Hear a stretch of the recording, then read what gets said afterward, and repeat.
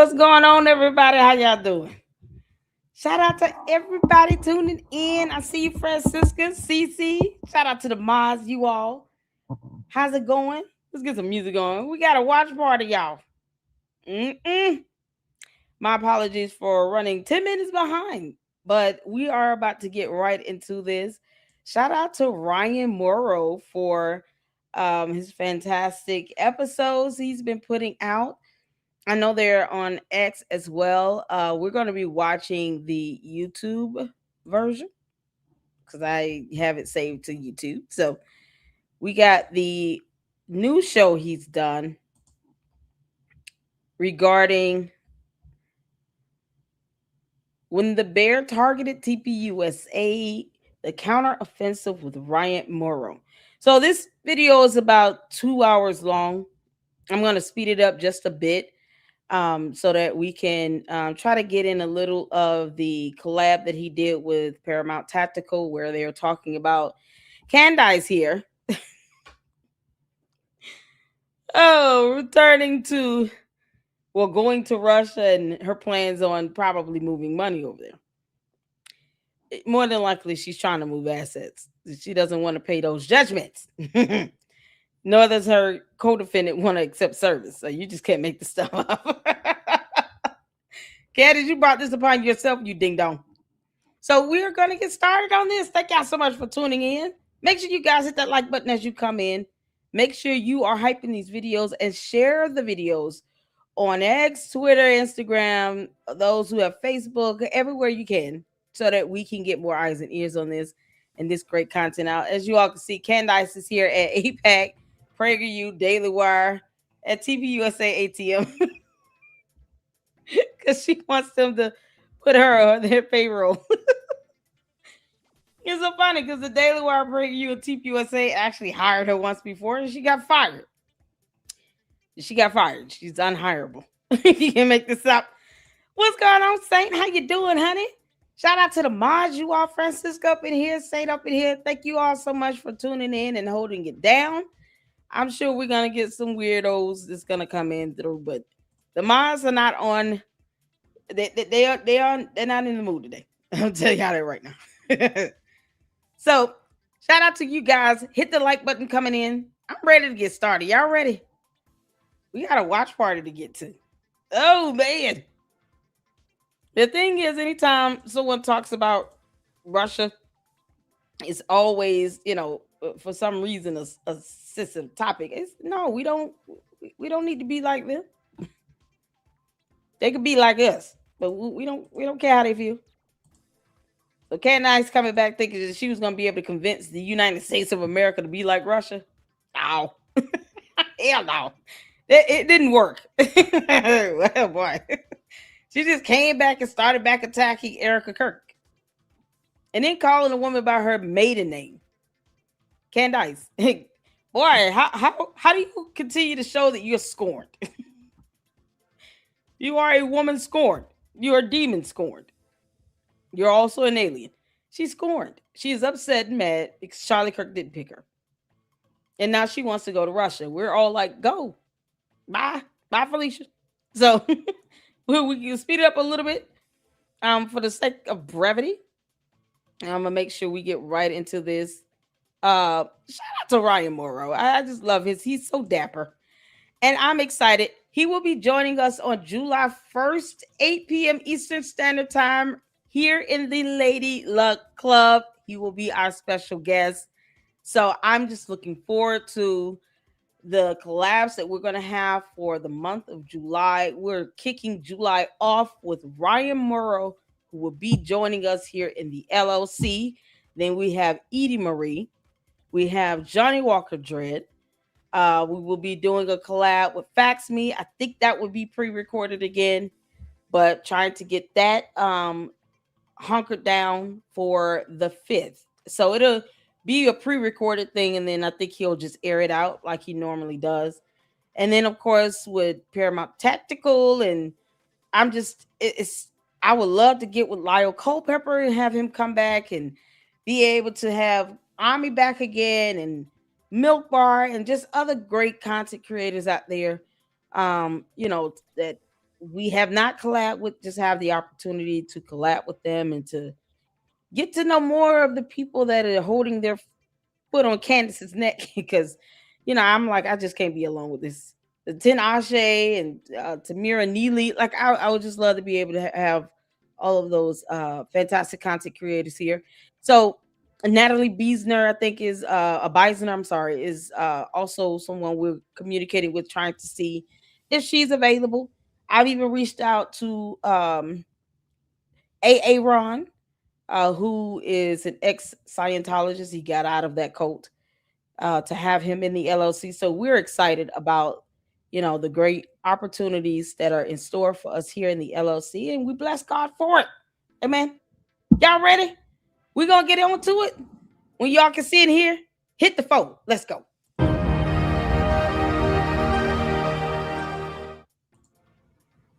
Hey everybody, welcome to the Counter Offensive with Ryan Mauro, and I am Ryan Mauro, of course. I'm just posting the donation link right now on X. Let me just make sure that gets through because I think you're going to like what we have for you today, because you're really going to see how the information that we released last week about Candace Owens and her trip to Russia it's really not just about her, but it's a much longer story that's intertwined with all these other narratives and stuff. It'll make a great documentary movie one day. And I think that there's a lot of stuff that just be clear. Ryan Mauro will be joining us July 1st, 8 p.m. Eastern Standard Time. Make sure you guys have your notifications turned on so that you can get all of the notifications. The live streams have been scheduled for Ryan Mauro, Edie Marie, and Johnny Walker Dread. And so once you guys see those, make sure you do the drop down for all notifications, or there should be a button that says notify me, and you'll get notified when the live stream starts. Okay, sounds good. Let's get back to it.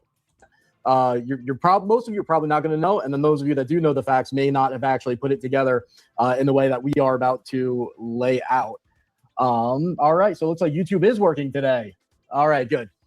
So this is episode 2. So like I said during the first episode, I'm going through this in a little bit of a different way, not even as an investigator or a prosecutor or a reporter, as some of the better channels will do. I'm trying to be a little bit more unique because I looked at all the data points in regards to the Candace Owens story and even everything with Charlie Kirk and Erica Kirk and everything that's been going on. And I realized that it only made sense from the perspective of an influence operation, because a prosecutor type case or a reporter type case just doesn't work because the standards are different. Not everything will be criminal. Not everything will be scandalous. Not every data point that coincides will be a smoking gun. And so if you're looking at an influence operation, all those behavioral patterns, all the lies, the omissions, all these type of things can be put in there when they otherwise wouldn't. And I think the result tells just a really fascinating story. Thank you, everyone, for your really nice comments last week. If any of you guys have ever done anything publicly, you usually get crapped on. Like, no matter what you do the best job of your life, and like 20% of the comments are going to be people just saying horrible things. And this is one of the very few times in my life that of the people who actually watched it and weren't like bots or anything like that, it was 100% positive. And that's when I was sick. Like, if you look back, there were, I think, 3 times I almost threw up. Like, literally, it looked like I was just coughing, but you can actually see I was about to. It was one of the most sick feelings I've ever had. I was telling Alex, the producer of the show, Alex Cuesta, who also has his own podcast that you should check out on YouTube. So his last name is Cuesta, Alex Cuesta. I was telling him it was like feeling car sick 10 times over. It was just unbelievable.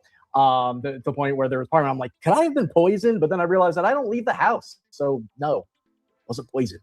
All right, so let's get to some of the new information, some of the new context for you to understand the story. So we were talking about the scandal, the stuff that we found last week, but that's not really the story. A story is told in order, and so we're going to organize the chapters of the story according to how an influence operation works.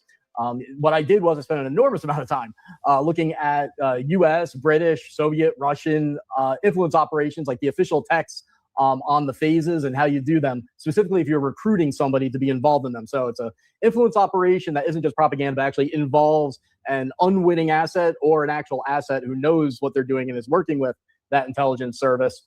And I outlined for myself, I won't reveal them all, I think I got to 10 phases. I identified that if you synthesize all these dozens of texts, because everyone measures it differently and has different phases, that was the best result I could get to, and where I could overlap it all and incorporate all the information. And when I took that 10-phase influence operation model and I applied it to the story of Russia and the story of Candace Owens and the story of Charlie Kirk, it was remarkable how it lined up. And when you see that model, you'll understand how this is much more than just an amazing story in terms of a narrative, or even just about Russian influence operations in general. It really becomes a manual for understanding how these things work, and being able to identify them elsewhere in our civil society. You'll start to see things happening completely unrelated to Candace Owens, and you'll be thinking of these podcasts, and you'll say, I'm picking up some things I didn't pick up before. I'm seeing some correlations that are just like that. And so I'm hoping that this will really equip you guys to play a bigger role. And real quick, RyanMauro.com is where you can go if you want to donate to support my work, because right now I'm going through a little bit of a job transition. Everything's fine. It's just a little bit tough. But I don't know if I can actually keep doing the podcast like this because it takes up a lot of time, but I'd really like to.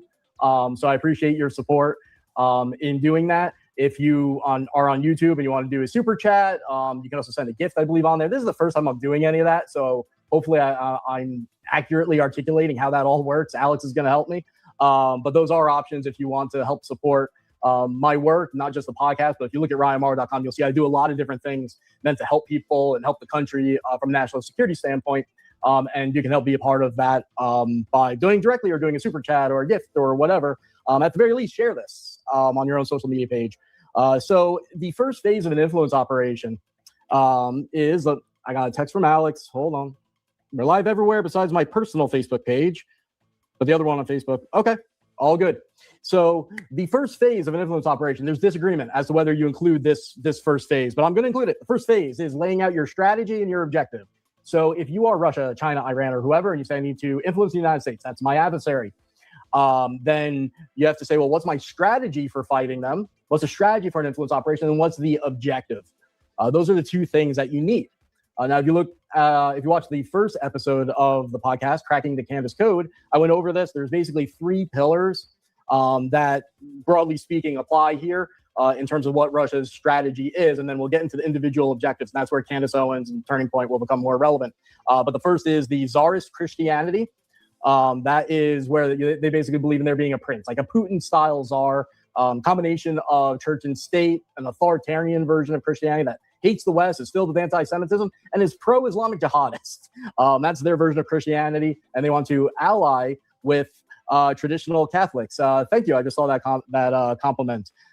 So they want to promote Tsarist Christianity as a fusion, an alliance between Orthodox Christians, but really by that they mean the Russian Orthodox Church, which is controlled by Putin and the intelligence service, and what's called traditional Catholics, like capital T traditional, a specific type, not a Catholic who's traditional, but actually has a title traditional Catholics who tend to be a little bit more friendly towards Russia, a little bit more inclined towards anti-Semitism, that type of thing. I'm talking about, again, so Catholics don't get offended. I'm talking about a specific type of Catholic that call themselves traditionalist Catholics. And most people who identify themselves say, oh, I'm a traditionalist, I'm a Catholic, aren't in league with them, and everybody knows that. But that's the title they use for themselves, so that's what I've got to go with.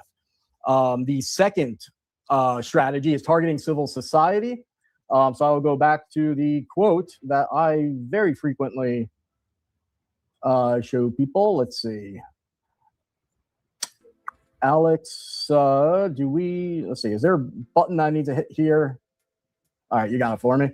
All right, so Alexander Dugin, a name that most of you guys probably know. That's like Russia's MAGA targeter. He's been around since the 1990s. He calls himself a philosopher. He works with Russian intelligence, and he's promoted by Candace Owens, Alex Jones, Tucker Carlson, Glenn Greenwald, a whole bunch of other people. But he's kind of the one that crafts the influence operation publicly towards American conservatives, Christians, MAGA. And so this is a quote that you'll see in most episodes. I'm going to read this quote, but it's important for you to understand. It is necessary to counteract U.S. Atlanticist geopolitics at all levels and in all regions of the world, trying to weaken, demoralize, deceive, and ultimately defeat the enemy, that's us, as much as possible. It is especially important to bring geopolitical turmoil into the U.S. domestic reality by encouraging all kinds of separatism, various ethnic, social, and racial conflicts, actively supporting all dissident movements of extremist, racist, and sectarian groups that destabilize internal political processes in the USA. At the same time, it makes sense to support isolationist tendencies in US politics. The theses of those, often right-wing Republican circles, that believe the U.S. should confine itself to its domestic problems. This state of affairs is highly advantageous to Russia, even if isolationism is carried out within the original Monroe Doctrine wording.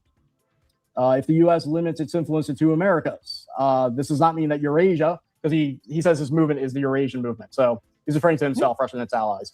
This does not mean that Eurasia should give up on destabilizing the Latin American world by seeking to remove certain regions from U.S. control. All levels of geopolitical pressure on the U.S. must be engaged. So strategy one. And this is somebody, Candace is like, oh yeah, he's such a good guy. He wants to destabilize the United States of America. And her dumb ass think that we want her here still. As opposed to her just moving to Russia and never returning. She's actually trying to aid in destabilizing the United States. You don't support something like that or any person that says things like that if you love your country. Candace does not love the United States of America. She doesn't even like the United States of America. No one is forcing her to be here. And the worst part is, it's like she's so desperate to get back into TPUSA, knowing that she has these ties to someone like an Alexander Dugin. Like they're so desperate to try to infiltrate TPUSA because they know TPUSA has this close connection to the president, to political figures, a large sway on Republican conservative movements. And she's trying to get back in it by saying she wants to be back on their payroll. Like they will hire her ass again. When you can't even show the respect that the CEO deserves by saying her last name adequately, you calling her by her maiden name because you're a scorned alien demon. I mean, why do we have to dignify Candace to be a human at this point? She's definitely a traitor. And wants people to believe that she deserves to be put back on payroll with TPUSA to help destabilize it. She knows damn well that won't happen.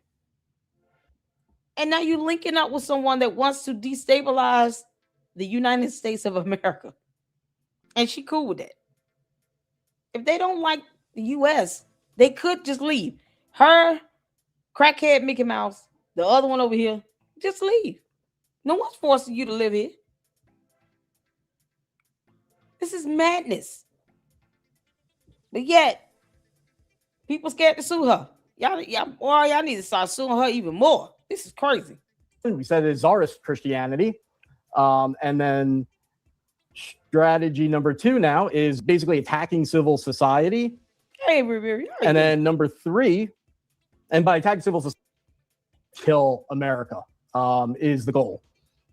Just make it rip itself apart. And then the third strategy is pushing conspiracy theories because that gets people into a mindset where they become predisposed to be anti-establishment, anti-government. Because if you believe in conspiracy theories, you're fearful of those who have power. Can't be a conspiracy unless someone has all-encompassing power. That's kind of the common thread there. So you get people believing that and thinking that way. Then the bear is supposed to be significant to Russia. Like, you know, the American eagle is our animal. Their animal is the bear. It did rustle up with George Farmer once upon a time. It's easy to steer that in whatever direction, and they'll just naturally become anti whatever they think the elite or the powers are, and that'll be the U.S. government, the West. It just naturally leads there, and Russian fronts, according to the U.S. Treasury Department, have explicitly noticed that when you get people involved in conspiracy theorists, those types of voices, especially if they're American speaking to American audiences, also carry Russian disinformation pretty well. It's the same personality type. It's the same lack of logic. So it makes people much more susceptible to that. So those are the three strategies, and we'll call that phase one of an influence operation. You have to draw that part out. Tsarist Christianity and Orthodox, Russian Orthodox mixed with the traditional Catholics, smashing civil society, and then promoting conspiracy theory subculture, I guess you could call it. The phase that follows that is, let me see if there's anything else I want to, actually, let me bring this up real quick. Alex, you want to bring this up? This is just an article, if you guys want to reference it, at glennbeck.com that I wrote that lays out a lot of this. The Russian influence operations targeting Candace, Owens, and you. So that's a really long article, but it goes into the Tsarist Christianity. It goes into conspiracy theories. And Glenn Beck was impacted enough by it that he was actually tearing up on air, but he covered it for 3 days. So that made me very happy. Let me pull this up.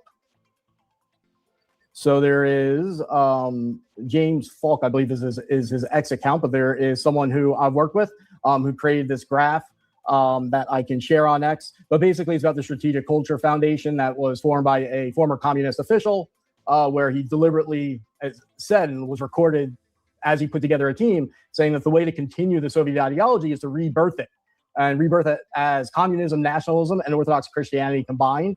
And these different arrows are just showing how he leads the Strategic Culture Foundation. And then you can see this is how the conspiracy theory ecosystem works, and how they put their allies in these different spots. So like Zero Hedge may not be a Russian front, but it acts as a conveyor belt. Same thing with InfoWars, Ron Paul Institute, I'm sorry to say. Unz Review, which is Buckley Carlson, Tucker Carlson's brother, mentioned, I think, 2 sources that you can really trust. And the Unz Review was one of them. And they are known for having Nazi writers. Not everyone's a Nazi, but they've included Nazis. And so, yeah, that's the Russian Foreign Intelligence Service operates this. The Strategic Culture Foundation is a front for it. So it's very, very direct. And these are just the platforms that they say, all right, well, these are eager recipients for our type of material and people that we can use. If you trace how the material goes, where it's printed and then where it shows up, that's that particular ecosystem, what it looks like. All right, so now let's talk about phase 2, or depending on how you look at it, phase 1, phase 2, whatever, of an influence operation. So you've got the strategy, and then you've got your objectives. The objectives will become a little bit more clear as I go through this. But the next phase is spotting and plausibility assessment. These are my terms from bringing together all the different sources, so I could aggregate everything. So the next phase is spotting and plausibility assessment. So if you're a foreign intelligence service, you have your strategy, you have your objectives, which we'll get more into, but then spotting and plausibility assessment. What that means is it could just be a Google search even. You say, all right, well, who are the movers and who are the likely people coming around the corner that are ascending that can influence things in the way that I want them to go? So people who have growing platforms or big platforms, people who are rising up in the political elite or already are political elites. It's basically making a giant spreadsheet of saying, who is our wish list of who to target? And then they look and see who fits the criteria based off of some things that I will show in just a minute. So they identify targets who can advance the specific campaign. So if it's Tsarist Christianity, they would look for like powerful priests, make a list of the top priests and pastors. And you just put all that together. And then you look at which ones you use, and they would categorize them basically and say, all right, well, what do they offer us? Do they influence public opinion? So VIPs, public figures, are a top target here. Access to VIPs, access to secrets, because it can be an influence operation and also espionage at the same time. Are they part of operational networks? So not just isolated.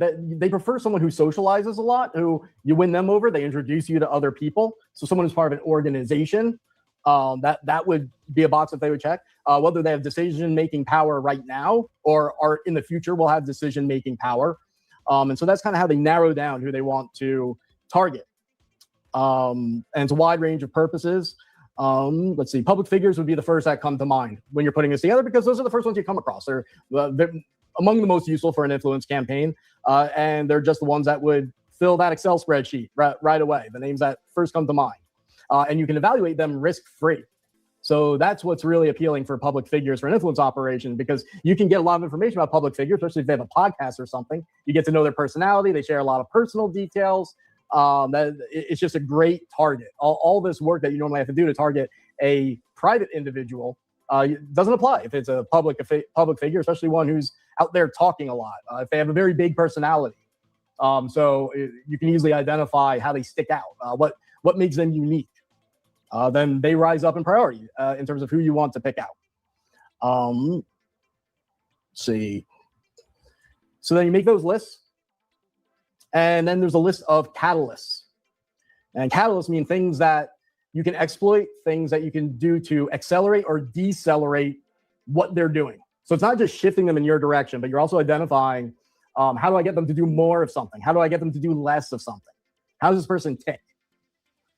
And if you can't figure that out, then you move on to another target. Again, there's a large target list, and this is all going to become relevant. You'll see why. They'll look for things like people who are disillusioned. So you have your list of possible targets, who's disillusioned and who is anti-establishment.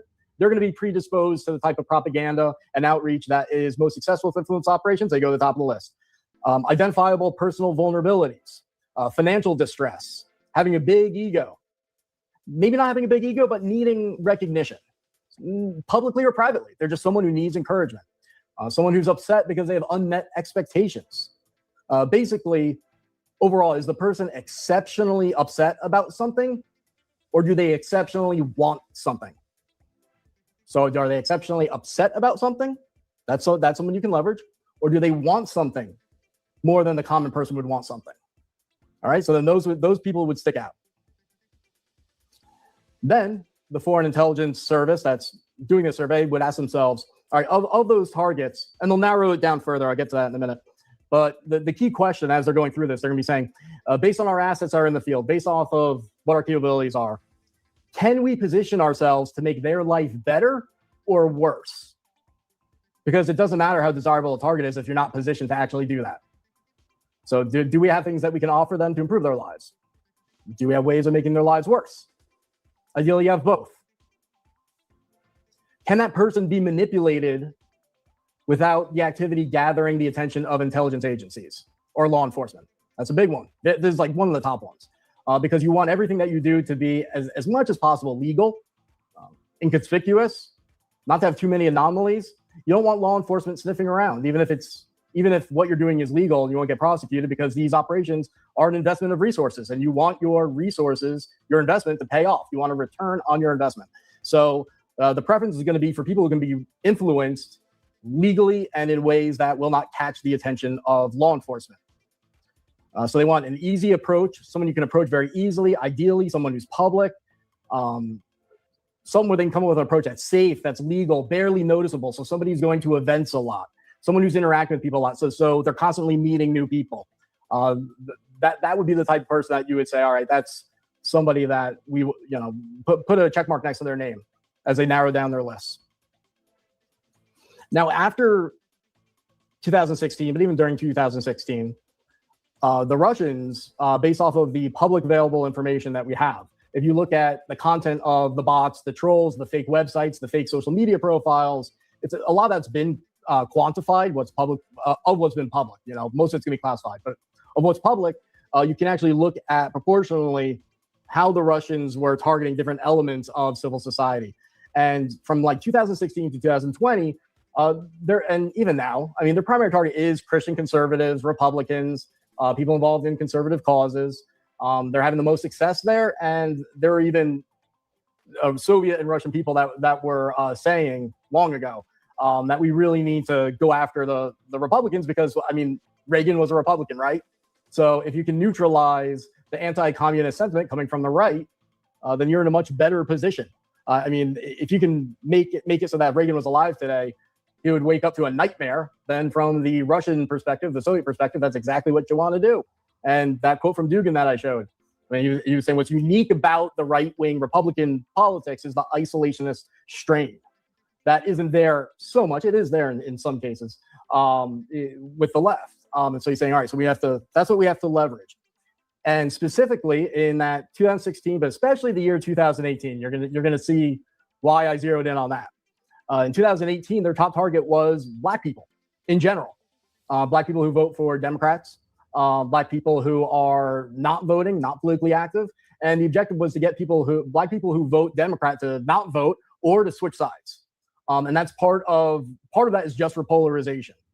So one of the big things whenever you talk about this, they'll be like, the left and the right will go nuts on me depending on how I say this, but they're like, no, Russia backs the other side, but not mine. It's always the other person's fault. That's not really how the Russian mindset works with this stuff. It's not a matter of backing one side or the other. Maybe for an election, they have a little bit of a preference, but that is a subcomponent of the goal of polarization, promoting radicalism.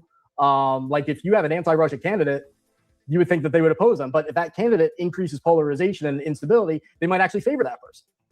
Even though on the face of it, you would say that that's not what they should be doing. And from the perspective of an influence operator, you're trying to influence both sides positively and negatively. You're trying to empower them and then also trying to weaken them simultaneously on both sides. They view our system as just one thing. So when we keep saying, oh, is Russia and China and Iran, do they favor the left or the right? It almost falls on deaf ears. They know what you mean, but it doesn't resonate when you look at how they talk about this stuff. Because to them, it's just one machine. It's like, which part of the assembly line are we attacking here? And it can change each day. Today it's a better day to support Democrats, a better day to support a third party, or maybe you divide it up, 75% going towards Republicans, 25% towards Democrats, and then you switch it. Like it's constantly being revised because our adversaries do not have principles like we do. The value that we have on consistency and honesty, and just the way that we look at things in the West is we fail to appreciate how unique that is. Not adversaries of the West don't think that way. A lot of cultures and countries maybe partially think that way, but not quite to our extent. It's not as big of a deal in other parts of the world to be inconsistent. It's like, oh, they flip-flop. It's not here. It's like, oh, you're a flip-flopper. You got to be consistent. Oh, is your idea consistent? And we really focus on it, and that's a unique thing. I can say this because I'm glad he brought that up and how they targeted African Americans predominantly. They still do that. It's like they go into comment sections trying to incite some level of racism. If the idea is to try to destroy from within, and they know that race relations is still a hot topic in the United States, then they're going to keep weaponizing it until it's no longer effective. That's why the idea of race baiting off of, a child who lost his life to another kid is counterintuitive. Because now you have whole countries that see us as a nation, as an enemy that they want to destabilize. And they see we still make something. We're not seeing this as one child is in prison for 35 years, another child lost his life. We see this as, well, this black kid had to defend himself by bringing a knife to a school campus, and then the other one shoved him, and then he stabbed him in the chest. And he should not go to jail for it because he got shoved. When he lied about being jumped, beat up, surrounded. How does surrounding lead to someone being stabbed? I don't know. Forget the application of law. Remove, all logic out the way and just focus on color and race. That is the same recipe that you have hostile countries using to destabilize us from within. Sometimes there's a bigger nefarious game at play here. And we as Americans aid in that when we sit here and race bait on a situation where this child is not coming back. All of the hostility, the anger, and the angst is not going to bring Austin Metcalf back. But people think you're selling out. You're an Uncle Tom. Because you're saying, stop making this about race and make this about a matter of law. Carmelo Anthony committed a crime. Your opinion of that does not get him out of prison. was the finding of fact, law, and evidence that got him in prison. He committed a crime. He murdered someone. So you got a kid that's dead and a kid now in prison for 35 years. Race baiting that does not get Carmelo Anthony out of prison. But see, hostile countries are looking at this like, wow, they still on that? They still race baiting things. So why not just add to it? And then they hop into the live stream chat. You don't know who the hell is commenting and who you're talking to.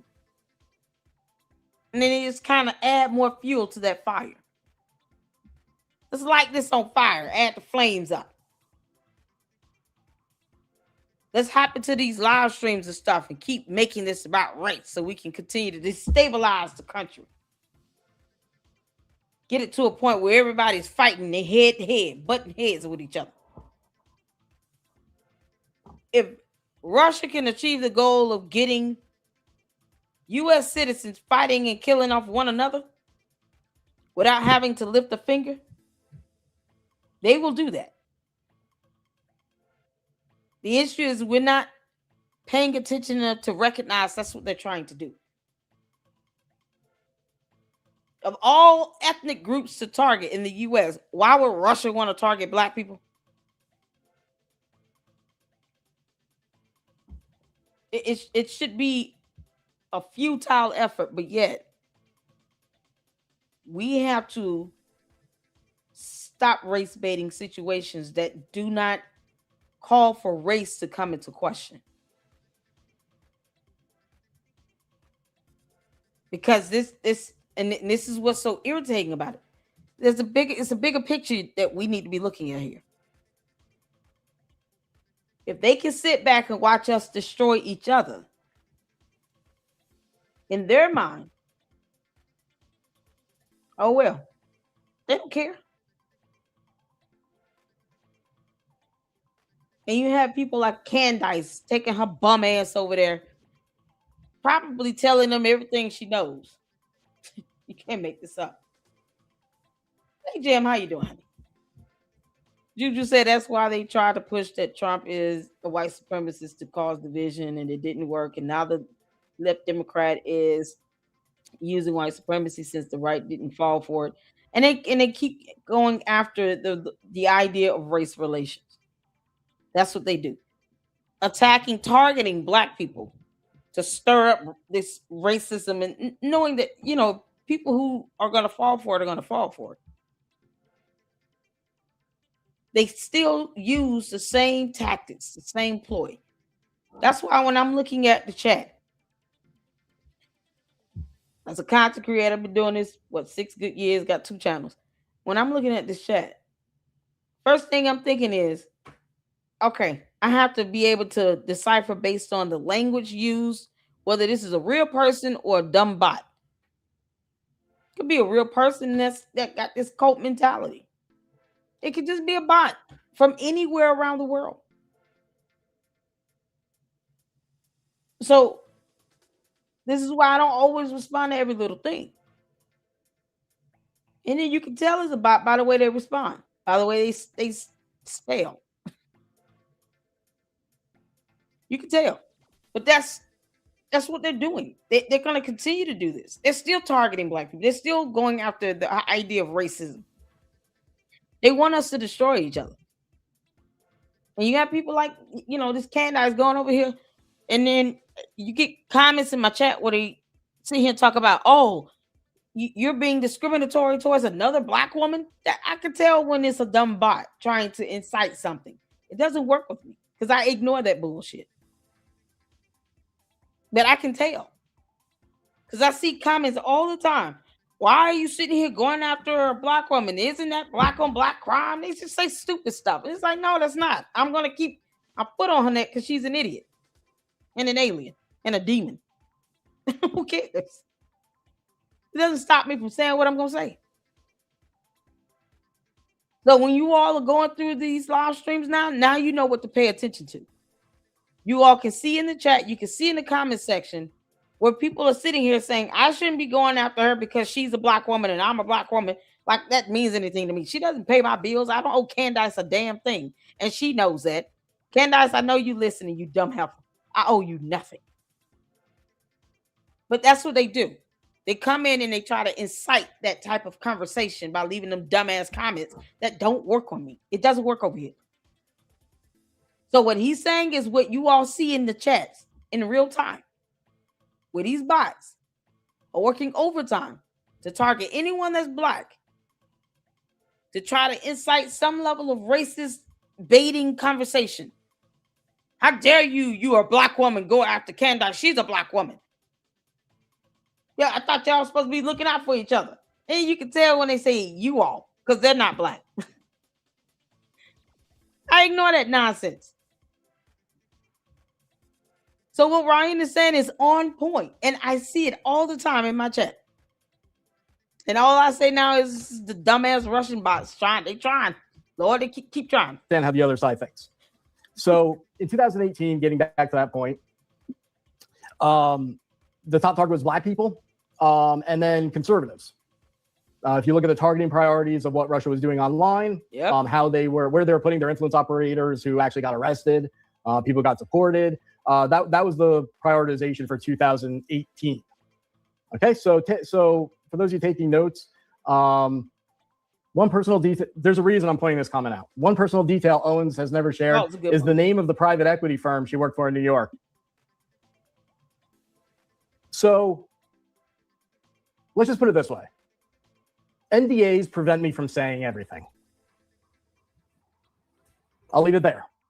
But moving on from that, so I described like who they're looking for, but now that's how they develop the list. And so say they have a list of targets, now they have to figure out who can they manipulate and how. So it's not just, oh, are we positioned to influence this person, make their life better or worse? We have that, but as a personality, who will be susceptible to that? Who would actually be responsive to that pressure? How do you identify them? And in the world of intelligence, there's long been this acronym called MICE, M-I-C-E. And there's been people that have expanded it and said that that's, obsolete now, but this MICE is kind of standard. And so that's a good model to use while understanding that it may not capture every single nuance, but MICE, it would be part of the process, and there's things you can add on to it, but the core of it will be MICE. So let me pull up a graphic for that. Ooh, let me see.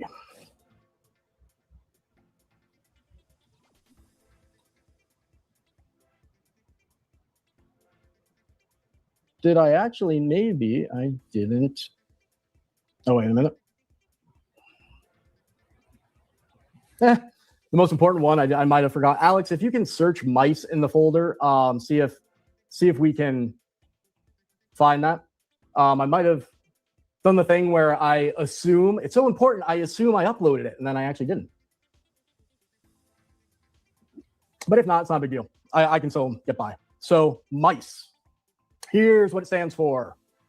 MICE, M-I-C-E. The M is for money. You're identifying what someone is susceptible to as you're trying to figure out who you go after. Oh, I might have forgotten. I will read super chats later unless Alex tells me there's something I need to read right away. Donations, RyanMauro.com. If you want to get something tax deductible. I am starting something called the Dollar Challenge. Because I realized that in order to continue this podcast, because like I'm a bare bones type of guy, I live very minimally. I'm happiest that way. But it makes things like this a little bit difficult, especially right now I'm going through a transition job wise and income wise. And so if just a significant portion of people who see this donate $1, if you're watching this, you probably think you care about these issues. If you do, 99% of you guys can afford $1, especially if it's tax deductible, because that means you write off on your taxes. It's like 75 cents, right? Depending on how much money you make, what your tax rate is.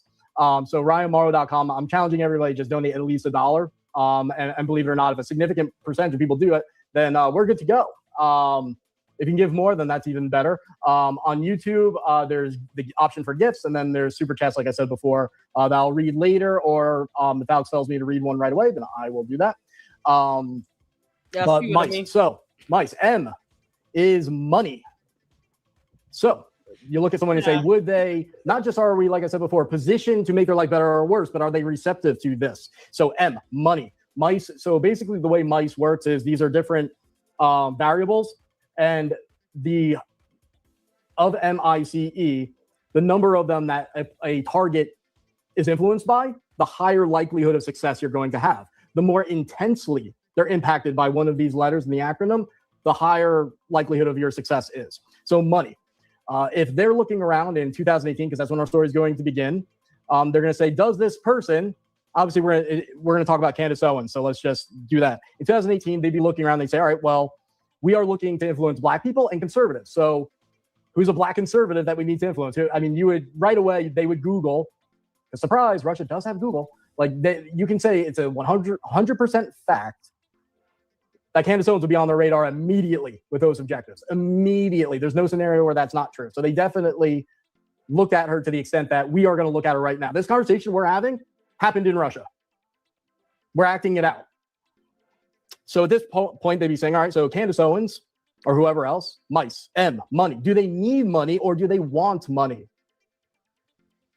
So you may not need it, but you may really want it because you're selfish. All right, well then that person should go up on our list. Do they need money? Goes up on the list. Now, if you look at the criticism of Candace for how she spent money at Blexit, I think you would see that she needed money based off of what she was doing at this time, 2018. She was not rich. She was, she was definitely not rich. She needed money. She also loved to spend money and have money, if Blexit is any indication. And even today, I mean, she asked people for donations to pay for her security when she has like dozens of millions of dollars, it's believed. Like, but you ask for donations from people, like, so a whole billionaire. Money is a factor for her. At this point in time, 2018, she needs it and she really loves it. So that'll work. The I for ideology is either you are an unwitting agent or I'm getting distracted because I really want to find the mice thing on here. Actually, you know what? I know what to do. 1 second, guys. She can have all the money. This girl spent over $553,000 on security detail. And it makes you wonder, who are these people in this security detail? Are they real security? Because you spent $500,000 in 1 year on security detail based on the tax filings.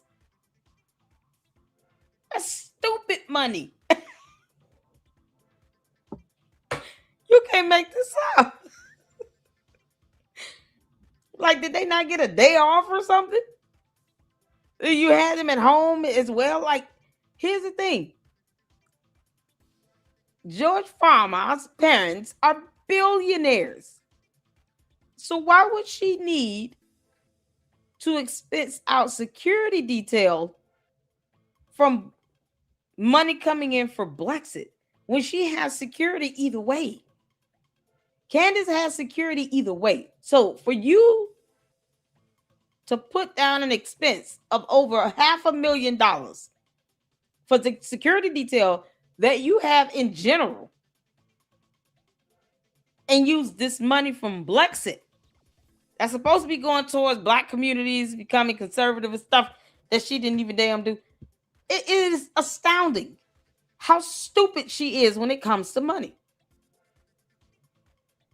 It's astounding. Like, I don't expect her to have bills like that because everything she has, she should just buy it out. She doesn't pay rent well. Like, we all seen that in court documents where she went 7 months and didn't pay rent because she allowed black mold to grow. And then her dumb ass didn't even go to the trial hearing. Lord. But that's what we're dealing with. Candace, oh, you such a clown. You can't make this stuff up. $553,000 on security. Okay. Yeah, I know, Jim. He begging for attention.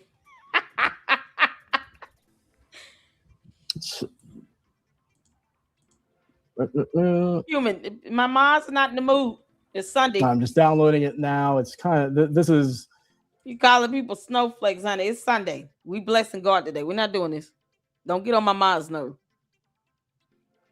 People call us somebody snowflake because you think somebody's supposed to read your comments. Don't nobody have to read your comments. What's wrong with you? I have the right to express myself, Lady Luck. Yeah, we have the right to not read that BS. What's wrong with you? You'll live. You'll be all right. You'll get over it. If my mom have to time you out, then you'll just go to another chat and then try again. Whatever. Important enough that it's worth me doing this. You make this stuff up.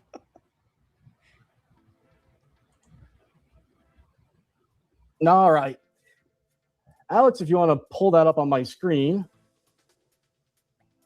He calling me a snowflake. Taboo. Let's see. Actually, let me see if. Are you guys able to see it right now? Mice, M-I-C-E, the PowerPoint? Not yet, Ryan. Share your screen, honey. Okay, I'm not getting any comments. Alex? I say no play. Hey, Ryan, you don't have it up yet on the share I screen. don't have it Throw up. it up there. Let me know and I'll. I have it in. He called me a I put it in my snowflake. downloads. Okay, I'm sorry. All right, hold on a second. Taboo.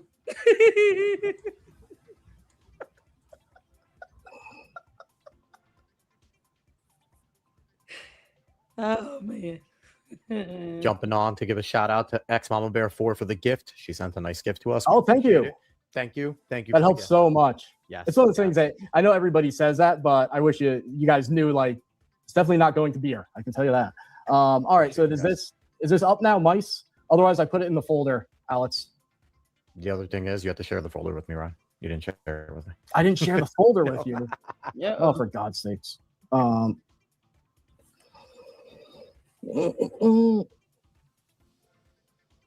at this time in 2018 when the story.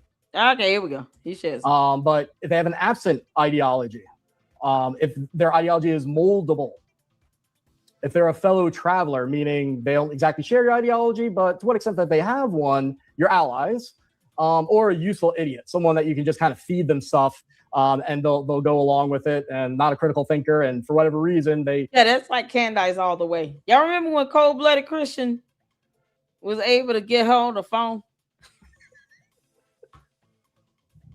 Oh man, that was just so epic. Candace, he played you like a fiddle. He catfished her. Boy, that had to be the greatest live stream ever. When we get to hear the video recordings of Cold-Blooded Christian catfishing Candace. She's a useful idiot. The worst thing is that she claims to be smart, and she's not. She's not smart enough to be able to kind of navigate her way around the KGB. Candace isn't smart enough to do that. She can barely speak English. It's so embarrassing. they like your content and they'll run with it. So if someone qualifies under ideology, well, let's take a look at Candace's history at this time in 2018 when the story begins. She launched the Red Pill Black website and YouTube channel in September 2017. Oh man! So in terms of political activism, she's very, very, very new to the conservative movement, and it happened because of a scandal she got into, and people started harassing her. It wasn't because she read a book and had some intellectual quest. It was then, just like you see now, her views are influenced by who she dislikes, who hurt her. Just like the anti-Semitism, it went sky high. Why? Because she started beefing with Ben Shapiro. He hurt her, and so Daily Wire lets her go, and then it goes sky high. Like that's a common thing with her. And you better believe that when the Russians at this point, 2018, are doing the mice thing to analyze her, they're going to see that. They're going to say, all right, well, she's a baby political activist who just switched because of a scandal, not because of an actual core ideology, and is rapidly rising in the ranks, even though she doesn't really know what she believes. She knows what rhetoric works, what feels good, but she doesn't actually know what she believes. So that's absent and moldable. And also, as we'll see, a fellow traveler and a useful idiot, basically all at once in that one lovely package. Oh, DL Henderson wants some attention. All right. Candace said that she was the number one podcaster on Earth, on the whole planet, out of the entirety of the planet Earth. She said, "I'm number one podcaster. I'm number one." Uh, when did Erica do that? Erica's not concerned about ratings. No, Candace said, "I'm number one podcaster on the planet." Nope, what said that? But her. She said, "Hey, yeah, if you guys want to contribute, like I forget to say ways to contribute to the channel. Scrolling below with the Cash App, $ Lady Luck Club LLC. I also have Zelle at the same Lady Luck Club LLC at yahoo.com. And then sending supers, memberships, always to financially support the channel. And when I say that, boy, the candy asses get mad as hell, but they will give Candace, someone who's married to a billionaire, all of their rent money. Because she can afford attorneys. She's just stupid and keeps putting herself in situations to where she needs attorneys. No one told Candace to do all this defamation, leading to people to have to sue her. She's doing that all on her own.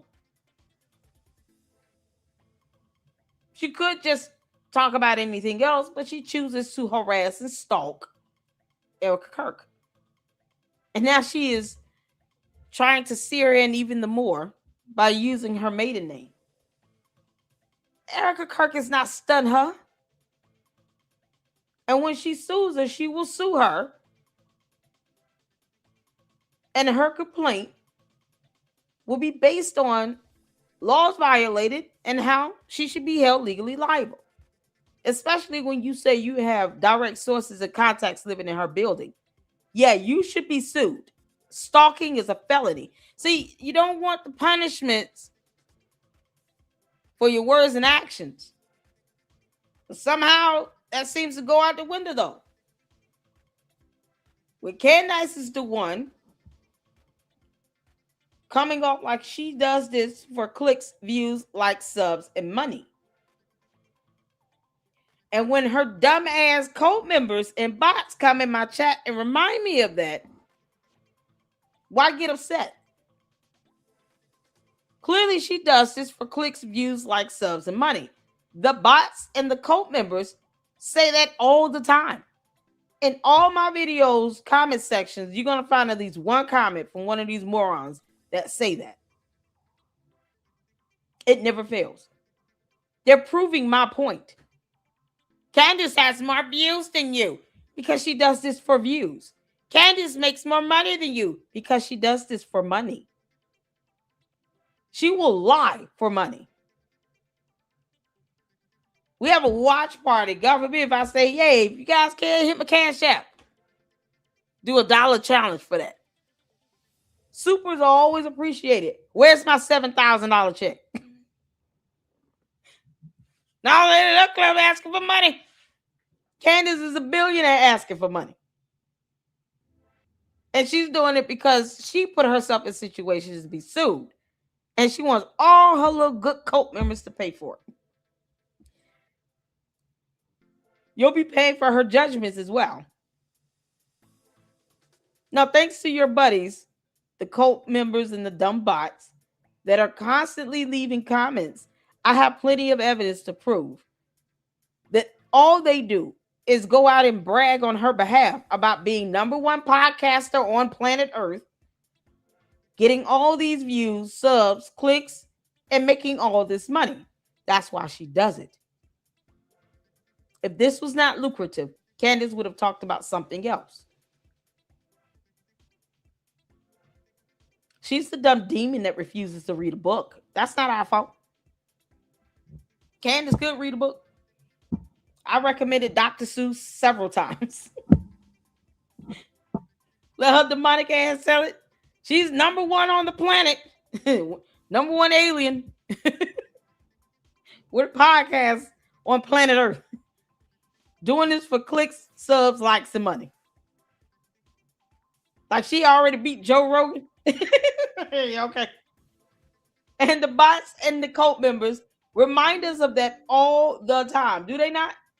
So they tell on her and reaffirm what we've been saying, what I say. They're actually proving my point, and they are too stupid to realize we're actually proving Lady Club's point when we constantly say she gets all these views and subs and all these people in her live stream. Yeah, that's why she does it. So she can get 500,000 people in her live stream for her pre-recorded video. Duh, you're proving my point.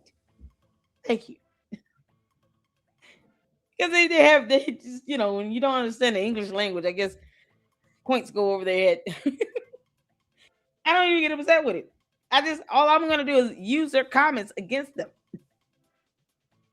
So D.L. Henderson, you can easily go through my other live streams and my comment sections, and you will see that the candy asses and the dumb bots constantly prove my point. They prove me right. Candace is too stupid to say, stop telling on me. But y'all please stop going around talking about all this money. No, she's an idiot. Yeah, you can make this up. What's going on, Zowie? How you doing? Stargaze, I see you up in here. Nikki for Freedom up in here, y'all. Oh, we about to have some fun. Y'all, sometimes you gotta the dumb trolls. They bless their heart, they try. Texas Mother Bird, I see you up in here. Y'all make sure y'all hit that like button. Let's get back to it. C, coercion or compromise. This one, in the case of Candace Owens, maybe there's something there, maybe not. And what that can be is blackmail, is what people think of. It could also be dependency. So I can coerce you just because you're dependent upon me. Maybe I'm your boss. I'm a big donor. There's something I give you that you need. I might not be threatening you or anything directly, but there's dependency. That is coercion. The potential for coercion is there. Make someone compromise their values, it's there. Blackmail, that's the classic one. And threat potential, just meaning you have assets near the person or some ability to threaten them if you wanted to. You don't have to actually do it, but it's enough that that person knows that whoever is on your side with the influence operation, that person, if they wanted to, could hurt them in some way. And then the last one is ego and excitement. That would be unfulfilled expectations, a lack of self-fulfillment, their identity, like what makes them feel good about themselves. So it's not just, are you successful according to the world's criteria? Are they successful according to what they want? What are they becoming like their heroes in their life? Or are they not? Are they resentful because they feel that they've done the work necessary to get somewhere and they're not there? And there's someone that they can blame either as a scapegoat, or maybe they actually have a legitimate reason to blame someone else. Restlessness. Someone who's really ambitious might be restless because they want more and more and more. And that can be a very good thing, but restlessness is something that they would look for. And psychological vulnerabilities, and that doesn't necessarily mean that you're crazy or that you're a bad person or anything like that. It's just everybody has weak points, right? You just look at behavioral patterns and if these are identifiable, especially if it's a public figure, and at this point in the process, the influence operators can identify that without having to get to know you. They just see it on the screen. Then, all right, you're going up the list. So I think we could say, based off of everything I've said so far, that in 2018, top target was black people. Second was conservatives. So black conservatives would be at the top. And then as they're going through this, mice, she would fit a lot of this criteria. When really you only need one. Like someone could have just one of those four things and become a spy, become part of an influence operation without realizing it. They get recruited in some way. These are the drivers. And here we have, definitely money, ideology, ego, excitement with her. Coercion and compromise. We'll get into that, but blackmail, I'm not seeing smoking gun proof of. All right, so let me pull out of this screen. And go back to Google Drive. So when the Russians at this point, 2018, are surveying Candace Owens, as we know that they did, because, of course, she would be at the top of the list. What are some things that they would notice? Let's see. I guess we'll get to that in a minute. Yeah, we'll get to that in a minute. as part of the spotting process. So here's what would pull up on their screen. So you can act this out in your mind. First would be they would find on her YouTube channel this satire that she did. And keep in mind, I'm not saying that this is pro-Russia propaganda, but if you're looking for a starting point, this is a good starting point what I'm about to show you. So this is some satire she did.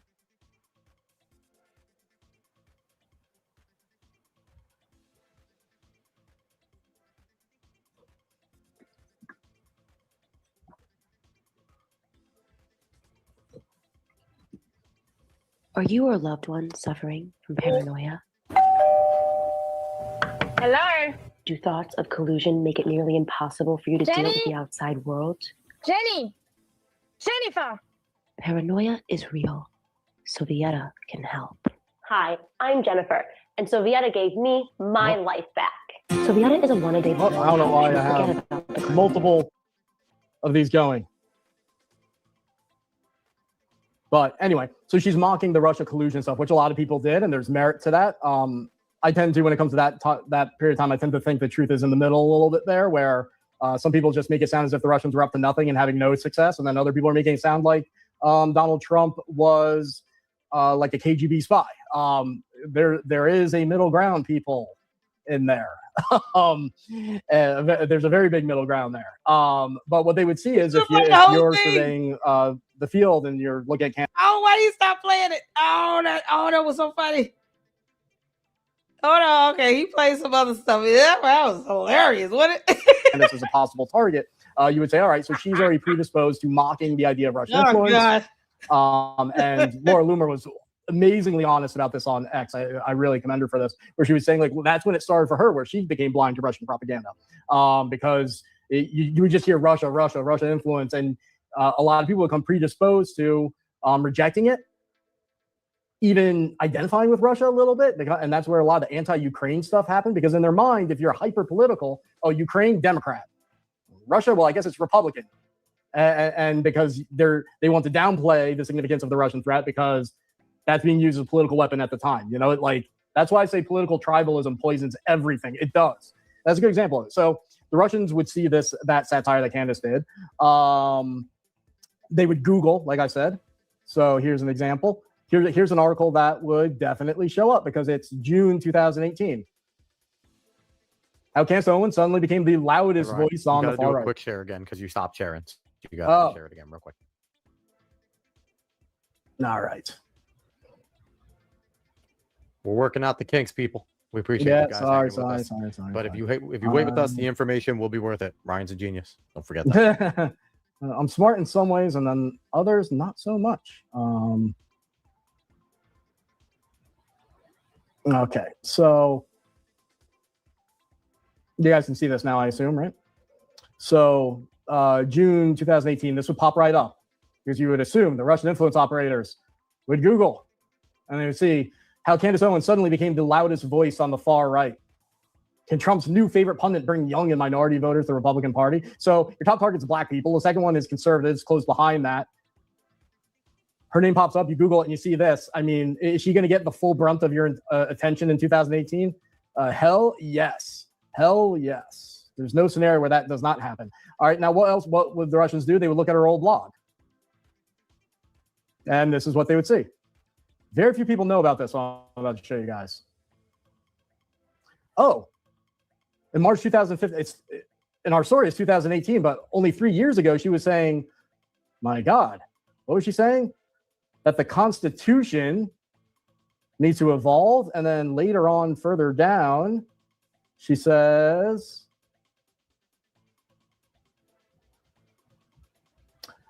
the Constitution where it belongs, in a museum.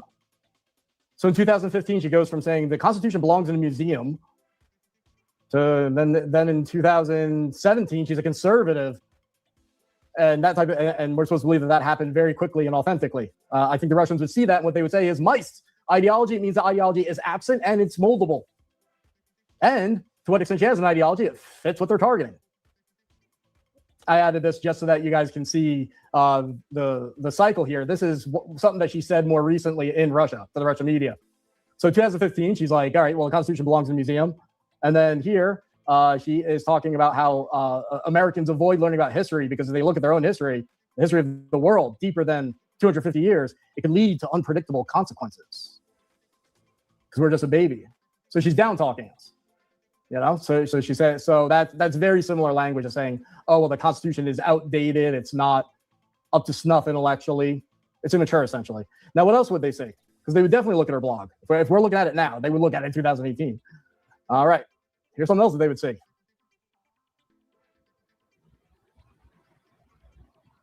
Diary of an Anorexic. And I'm not ragging on her for any of this, by the way. I like that she's been public about this. But this is stuff that Russia would say. Her talking about abusing Xanax.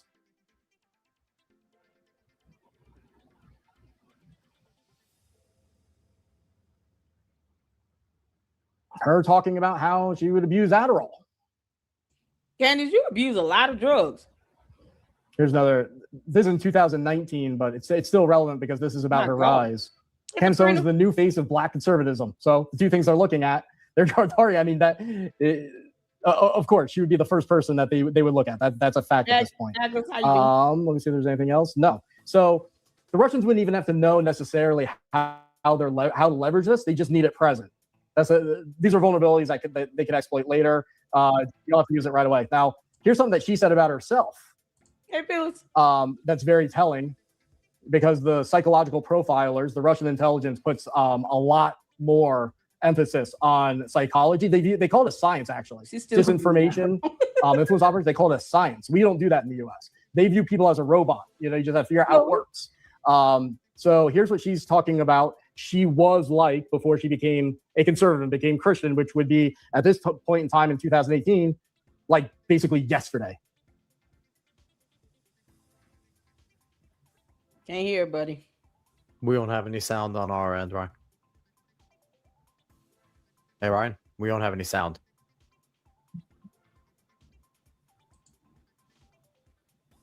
Uh-oh.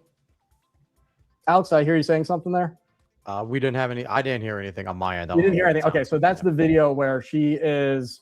I don't know if we'll hear it if you could pull it up on your end, but it's she's basically describing how she was a bad person, how she was mean. She's describing what she's like. A bad person, basically. And so. Yeah, this is still bad. These are the type of things that they will, you know, the Russians would see. We're acting it out ourselves right now. Let's see what else I got here. Strategy, spotting.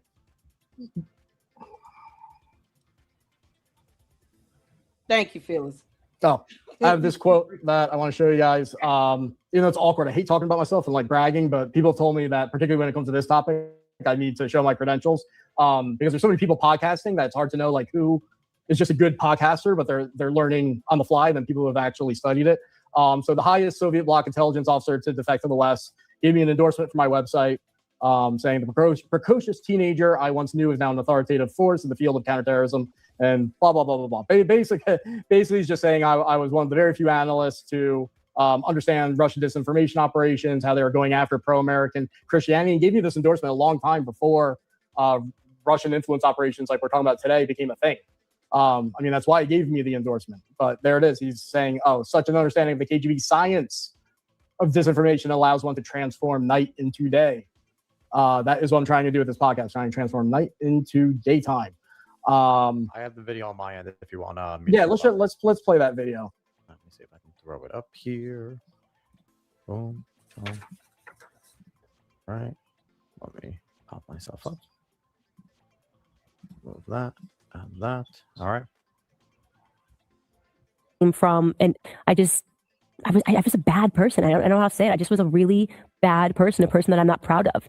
And I didn't treat people well. I wasn't true to my word. And I was mean. And that meanness came from an anger, a deep-seated anger. And then you tell me. Okay, so these are all those are personality features I'm sure the psychological profiles would notice. So we're acting out what the Russians did. Now, am I speculating as to the Russians would say, Candace Owens, yes, who is she talking with? It might have been Dr. Phil. It was a talk show like that, something like that. But am I speculating? Going back, it was on the Blaze. Oh, it was on Blaze. Okay. Yeah. So am I speculating, just doing analysis here? Not really. I'm acting it out with you guys so you can see how it's played out in 2018. Now, we know what the outcome of that assessment was. Very few people know this. So let's see if I got this here. So Brexit gets announced in 2018, October 2018. And what happens instantly? Immediately, the Russian intelligence social media networks start promoting it. Here's an excerpt from an article. Turns out that approximately 40,000 or 16% of the Brexit tweets we collected came from accounts that previously pushed Kremlin propaganda in one of two key Russian disinformation campaigns. One attempting to exonerate the Syrian government in a deadly chemical weapons attack, another targeting, hey, think about this, guys, another targeting last year's presidential election in France in support of a failed 11th hour intervention by Russia's GRU, its military intelligence agency. Here's another thing. Russian propaganda veterans pushed Candace Owens' Brexit campaign, November 2nd, 2018. Tens of thousands of tweets came from Russian-controlled accounts. So when you see that she is being promoted now by RT, we can go back to me. I'm not sure how to bring this. When you see today she's being promoted by RT and the state media outlets, that began in 2018, guys. Only now, what you're seeing now is a later phase in how an influence operation goes, where it becomes more overt. This is when it, according to the phase of an influence operation, this is what's supposed to happen, and it's happening in 2018. So she's on the radar. We acted out exactly what the Russians would see as they're evaluating her, and then you see Brexit gets announced, and instantly, they use their proven disinformation and promotional social media accounts to back her. Very interesting. And one of the networks, and I have to think, even though I don't know how, this has something to do with why she chose, of all conspiracy theories to get involved in, the Brigitte Macron conspiracy theory, because like that's just sort of a coincidence that the Russian networks that boost people in 2018, the networks that boost people also were involved in attacking the Macrons. That same exact network, of all the networks, the specific one used to influence France is used to boost her in 2018.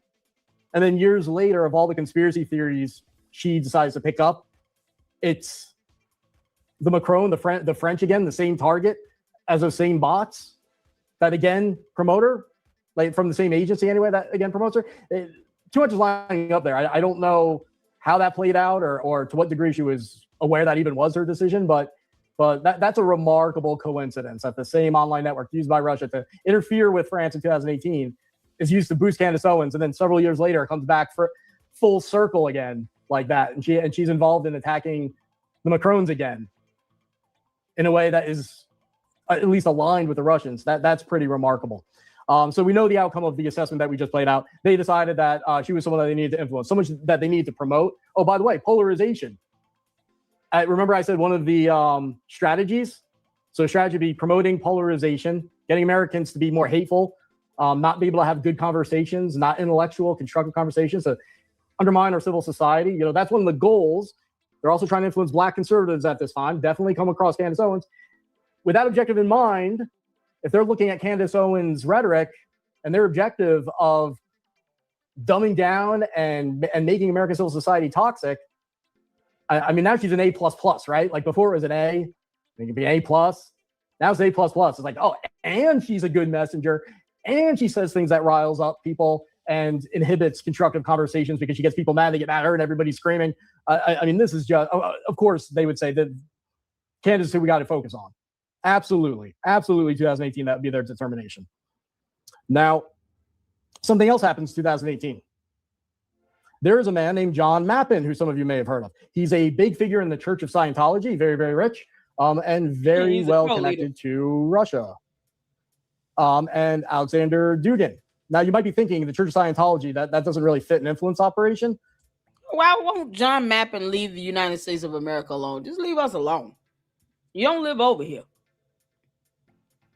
He actually thinks that people care about what he believes or how he feels. We don't give a damn. John Mappin could leave the entirety of the United States alone. He's constantly trying to bolster up Candace. He's the biggest simp that she has. His wife should be embarrassed. Like, how dare you sit here and simp for this girl? Aren't you my husband? What do you mean? The way he come up, it's like you treat Candace like they married. And yet and still, it's so funny how, you don't hear about her own parents supporting her. They say nothing. Where's her mom and dad at? I mean, you don't hear her parents say diddly. They don't support anything. They don't comment on nothing. They just nothing. It's nothing. Craziness. The one relative that came out called her a liar. Like, I don't know where she got that from. She was put out the house at 14. But Candace lies about her own background. It's like one thing that she has in common with the Russians, but they'll lie and not give two shits at all. They will just keep living. No conscience about any of that. I just don't understand why she won't stay her behind over there. Just stay over there. Don't come back. Get out of our country. Well, here's something most of you guys don't know about. If you can see it on my screen now. Operation Snow White. The Church of Scientology isn't just a cult or an organization or arguably a criminal organization, a nonprofit. It's not just that. It's an intelligence agency. It wasn't a foreign government that did the biggest infiltration and sabotage of the U.S. government ever done. It was the Church of Scientology in the 70s. So it sounds like that would be an odd fit for Russia to say, oh, is there someone affiliated with Scientology that we can use or work through them or however that was established? Candace, is John Mappin your baby daddy?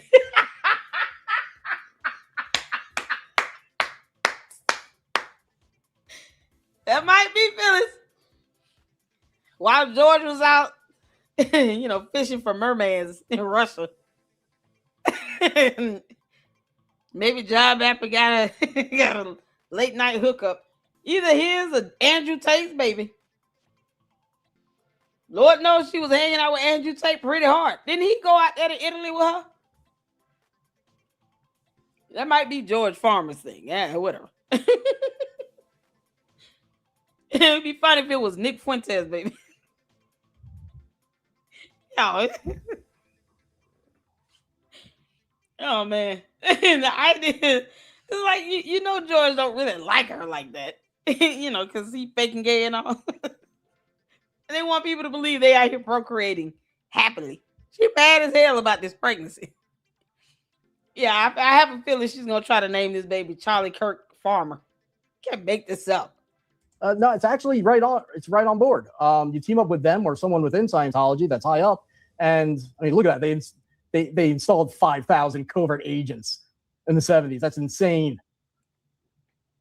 Wow. So if you team up with them and you exploit them, you get not just a person, not just a position of influence, you get an entire intelligence service that has absolutely no moral restraints. If you look at historically what they have done. All right, so they have something called the Guardian's Office. That's what I wanted to show. So if you guys look on Wikipedia, Operation Snow White and Guardian's Office, you'll see the different intelligence operations that the Church of Scientology has done. It'll blow your mind. So John Mappin is a senior figure in London that involved with them. He's also big in... Now y'all see why we have Scientology Sunday. Man, listen. I'm very intentional in what I do. Now y'all understand why we have Scientology Sunday. No, their roots go deep. They're a cult now, but they everywhere. And they're annoying. All they Thetans. But they look how they connect themselves to Russia. And then try to take over U.S. cities. But then infiltrate our government in an effort to become tax exempt. So it's like they bullied the U.S. government to let them be tax exempt. And somehow our U.S. government was like, oh, okay, yeah, we'll go ahead and fall for this nonsense. As opposed to whooping their ass. No. Why? We don't owe them a tax exemption. They will probably get the hell on if they start getting taxed. But the infiltration in our government was to have information that they know. If you all don't give us our tax exemption, we're going to release this information we infiltrated your government to get. Because Russia would love to have this. They probably already have it, whatever. But you see how these dumbass coats should not have the power they have. They infiltrated the U.S. government to get information, to be able to use it to their advantage, to get a tax exemption. Because they don't want to pay taxes in our country and add to our economy. The audacity. That's Operation Snow White. Amongst other things. That's the premise of it. In QAnon. And he says, weird Scientology type things. Raised a flag bearing a large Q over the hotel that he owned. And this is something you're going to see again and again. And it's not just about him. You'll see this type of thinking with Candace over the years. Mappin says, I knew that certain things were going to occur in the next 12 months. Ciao. Q was going to enter the mainstream narrative. And he says that about like everything of significance. Trump wins. He goes, I predicted it. I have a special algorithm to analyze footage of the candidates. I analyze footage of Trump descending the escalator. And somehow analyzing that video gave him the mathematical key to know the future and to predict the election. Not based off of voter turnout or anything like that, but his special algorithm. Now, what else do we know about Mappin? Mackenzie, it's something else. Okay, this from his bio. Super, super, super rich. But openly, an influence operative. Help to lobby. What's a lobbyist? An influence operative. And who's he influencing for? The highest levels in the US, the UK, China, and the CIS. That's the former Soviet Union. That means Russia. Openly, right there in his bio. Ooh, child. His wife, who speaks Russian. And depending on which bio you believe, or maybe there's a way to reconcile them, she was born in Kazakhstan, former Soviet. Wow, man, this is why, man, I'm like, why is John Mappin even commenting? Like no one should care how he feels. This dude got it in the actual description, his bio, about him working and lobbying for the KGB. But if you notice, he lives in the UK. Unless he's moved recently, he's in the UK. He's not living or residing in the US. Hopefully he keeps his bum ass over there. Republic, grew up there and in Russia. Child. And Camelot Castle is what they own in London. She's just bragging about her family's history in the Soviet Union and in Russia, how she's part of like the elite class there.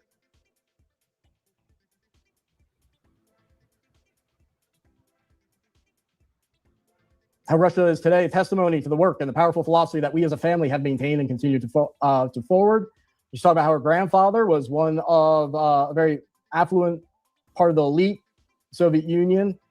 My grandfather was a senior Soviet official, contacts all over the world and right across Soviet Russia. So not really hidden. I don't think he would even deny that he's so Russia connected. And we can come back to me for a moment. Some more stuff about him before I get into why it is relevant in 2018. So him and his wife, and there's questions about their story, by the way, about their bio and stuff, but the Russia stuff is solid. He's an open admirer and associate of Alexander Dugin. He says that Dugin is the most advanced geopolitical thinker right now of all time. He has his own channel where he interviews Dugin. That's the guy with the quote that I read earlier, the Russian influence agent that was saying to stir up the extremes, empower the extremes within American society. He's interviewed him multiple times. He promoted an article by Dugin where Dugin was predicting a second American Civil War. Mappin is also an accused fraudster. He was successfully sued in 2002. The judge concluded that Mappin was, quote, a party to a scam designed to extract money, unquote, from someone to invest in a Hollywood movie project that didn't actually exist. So that's 2002. And so he may actually be like the spotter for the Russians because he's so active. I don't know if that means you're like at what point do you become an agent versus a partner? I don't know, but he's very, very well connected at the, as he says, the highest levels of the Russian government. ideologically, he's there. He's well connected with all the elites, money. I mean, he would be a very good spotter. And as we get to, you're going to see that he plays that role. When Russia invaded Ukraine in 2022, he declared his solidarity with the Russian bear.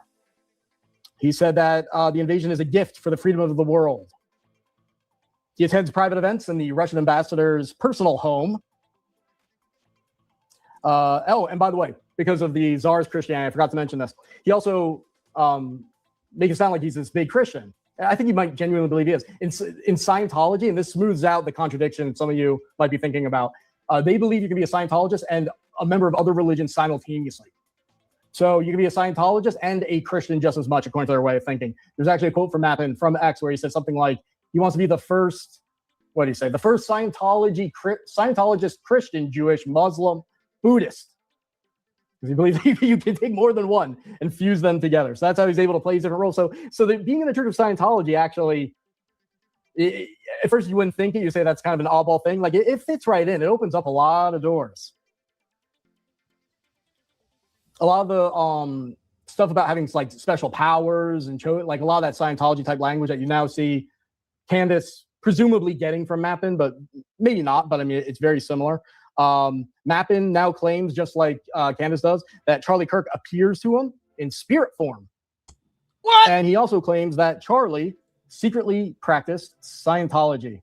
Stop it. I'm sure. Ooh, that's a bold-faced lie from the pit of hell, John Mappin. Why are they doing this? You know what's so crazy? John Mappin is a punk ass because he didn't say any of this while Charlie Kirk was alive. So you wait till this man is assassinated to sit here and say he's appearing to you in visions and dreams, and that he was secretly practicing Scientology. Bet you many dollars, like 7,000 of them. John Mappin didn't say that while Charlie Kirk was alive, though. I don't think Charlie Kirk cared for Scientologists or John Mappin. Why are they sitting here saying that this man was doing stuff he was not doing? It's so dumb. It's like me saying Charlie Kirk, was becoming a vegan. He stopped eating chicken and oxtails and brisket. Now he was just eating collard greens and rice. What the? This is random things that say he was no longer doing. And they wait till he's dead and gone and can't defend himself to say all this BS. I hope John Mappin gets named as a co-defendant. He's such an idiot. If you don't know, Charlie, I have a thing or two to say about that. Let me see if I got that video. Oh yeah, we can go back to. Child, you can't make this stuff up. I can't believe he's idiot going around saying this. If you want to pull this up, Alex, Mappin video claiming Charlie practiced Scientology. Oh, he's so full of it. John Mappin, you full of shit. Any luck? Wait till this man daddy gonna lie on him like this. What evidence did he have on it? But on many occasions, he credited the philosophy of L. Ron Hubbard with helping him in extraordinary situations. When he was attacked in America, there was what was called the Groyper movement, which was a far-right movement that was wanted to annihilate Turning Point. Right. And, they were very extreme anti-Semitic, really, group. And Charlie used Scientology to defend Turning Point against that movement. When? And I have it all well documented. So, he used it extensively and appreciated it deeply. But that didn't, that didn't conflict with anything that he believed or his faith in Christianity. All right. Boy, you can't make this stuff now up. That Charlie's no longer with us, you can say a lot of things about what he believed and did, but so. Yeah, but he's not, exactly. He's not bold enough to say this stuff while Charlie Kirk was alive. I think Charlie Kirk would have walked up to John Mappin and knocked his ass out. You can't make this up. Why are you waiting until this man is dead and go out to sit here and make up all these dumb lies about him? Oh, yeah, he turned to the Thetans that came out of the volcano, from Xenu. Our boy, girl, warrior, princess, God that we admire. It's an alien. And he turned to those Thetans and did all these audits so that, you know, he can help cleanse out TPUSA. Like, what is wrong with this idiot? Why are you forcing your BS cult nonsense on a man who can't even defend himself now? What would make John Mapping think that Charlie Kirk would even dabble in Scientology? Where's his evidence on this? Because you say stuff like that, you need proof. You can't say, well, it was just a private conversation he and I had. I don't care about that. This is unbelievable. I don't believe that for 1 second. But Mappin is out there claiming, he's said this multiple times, that basically he helped Charlie thwart the Groyper threat to TPUSA, which usually is connected to Russia, ironically, by helping Charlie to take tools and practices from Scientology and use that to thwart the Groypers. I'll get more into that in a future podcast, I think, because that's, in terms of an influence operation, that's a little bit further down the line, but let's just stick to 2018 now. So that's everything you need to know about him. So in 2018, something interesting happens with Mappin. I think it's about March or April, might have been March. He starts tweeting to Charlie, to Candace and Turning Point USA, but really zeroing in on Candace. And we don't really know why. I mean, we know why from this podcast, but probably don't know why. And the opening thing is when she went to visit the U.S. embassy that just opened in Jerusalem. He compliments her for that and says, "Yeah, man, the Democratic Party has a real problem with anti-Semitism." And something to the effect of, "Thank you for standing up for Israel." See, just like a good influence operative or a social operator, you know, just that type of personality, like he changes along with her. Right there, she's pro-Israel. So he's using that. He's going to be pro-Israel to build a bond with her. He's reaching out to her publicly. That doesn't really land, but he keeps going. And as the year goes on, it increases in tempo. And he starts almost, I don't know if reckless is the right word, but he really jumps to foreign policy immediately, which I find so interesting because you would think he would want to wait, you know, but no, he wanted to cut right to the chase. On July 25th, for example, he tweets to Charlie Kirk and to Candace Owens saying, get Turning Point involved in foreign policy activism to promote U.S. friendship with Russia, Iran, and North Korea. Yeah, he included North Korea and Iran. Yep. Other ones are about Russia and China. I mean, Russia's always there, but sometimes China, sometimes Iran, occasionally North Korea. And he's offering to help them do that. So he's trying to say I have added value. You're not really into foreign policy yet? Well, here's something I can dangle in front of you. You want to be a big peacemaker. You want to change the world. I'll help you do it. That's what's being implied there. But he's trying to plant that thought in their heads. He's doing it publicly at that point. Let's see. Here's one from, yes. So Kanye West, in that same year, he publicly tweets about how he loves Candace Owens. That's April 26, 2018. And Mappin responds to that. Says, that's another opportunity for me to make contact with Candace. And he tweets, you have, caps lock, awoken the caps lock world and Black America. Camelot Castle, which he owns, from England calling. Deliver your message of freedom from King Arthur's Round Table. There are many other bright, free minds that would like to add their voices to yours and to that of Kanye West. So he's trying to reach out to Kanye West at the same time, but Candace is the big target. I guess he's hoping, you know, maybe Kanye can help him. But think about that. So already in this part of 2018, he's saying to Candace and Charlie and Turning Point, but really zeroing in on Candace, get involved in foreign policy, get involved in the multipolar world, as Dugan calls it now. Friendship with Russia, which, by the way, in the intelligence world, that's like, it's actually a joke. Like, you'll hear people joke about, like, oh, I bet I'm a Russian spy. Hey, do you feel that Russia and America should be better friends? Like, it's such a classic intel recruitment line that I don't even know if they use it much anymore because it's like a joke. It's like, like that's what you would joke about. I've been at intel conferences. That's the type of thing we joke about. It'd be like, oh, is North Korea going to recruit you? And then, like, you would joke back, like, oh yeah, don't you think that North Korea and America should be better friends? You want to play a role in building a friendship? Because, like, who says no to friendship? So it's like almost a joke. So he's using that line, using it publicly at this time, and saying to Candace, get involved in foreign policy. You're wonderful, blah, blah, blah. Come to the UK. She's not responding, though. But he keeps at it. I wonder why. Wonder why. August 13th. We go back to my screen. I think I want to show this one.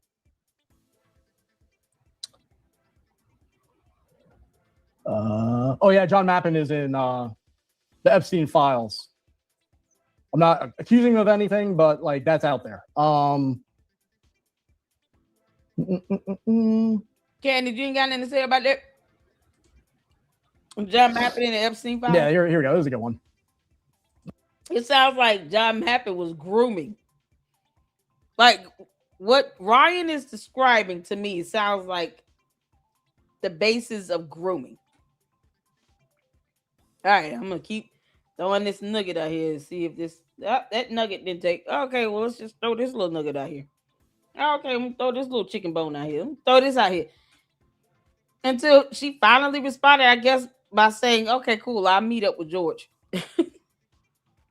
Is this where he had to just say, "Listen, I'll introduce you to George Farmer. His parents are loaded. You know, they're billionaires." That's what it took, Candace.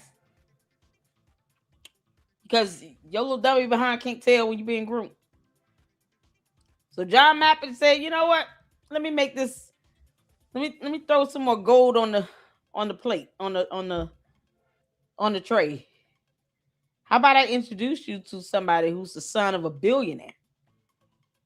And he's ready to get married, you know, because everything's fake and gay for him. So, you know, he's fake and gay. But he needs to get married and have some kids and all that. Plus, he wants to take over TPUSA. I think you would be a good fit to take over TPUSA because John Mappin knew that Charlie Kirk was not stunning his dumb ass. He knew it. He couldn't get Charlie Kirk's attention. The audacity of you to say what they should and should not be doing. You don't run anything. You don't dictate how he navigates his company. And when John Mappin realized, I'm not going to be able to get through to Charlie Kirk, let me try the little dummy girl that's standing next to him that would love to just be throwing a bunch of money. You know, I mean, she don't want to pay rent for 7 months. She's got to be struggling somewhere. So that, you know, we could at least have somebody on the inside of TPUSA. I cannot imagine Charlie Kirk having conversations with John Mappin. Especially to where this idiot is lying about him practicing Scientology. A dumb cult that believes in aliens. And then you got to put 2 Coke bottle cans to your ears to get audited. What kind of crap? This is how you know he was trying to cut through to somebody because he wasn't getting through to Charlie Kirk. So he got through to Candace and her dumbass let this happen. All this grooming his old behind was doing. And it didn't work, I guess until he started saying, well, let me help introduce you to George Farmer. Young, single man, parents are billionaires. They're considered a lord over here in the UK. And then she takes Charlie Kirk's credit card and buys 2 flights to go to the UK to meet him. And he had to eventually admit that he introduced those 2. Now he thinks he's seeing Charlie Kirk in his vision. The audacity.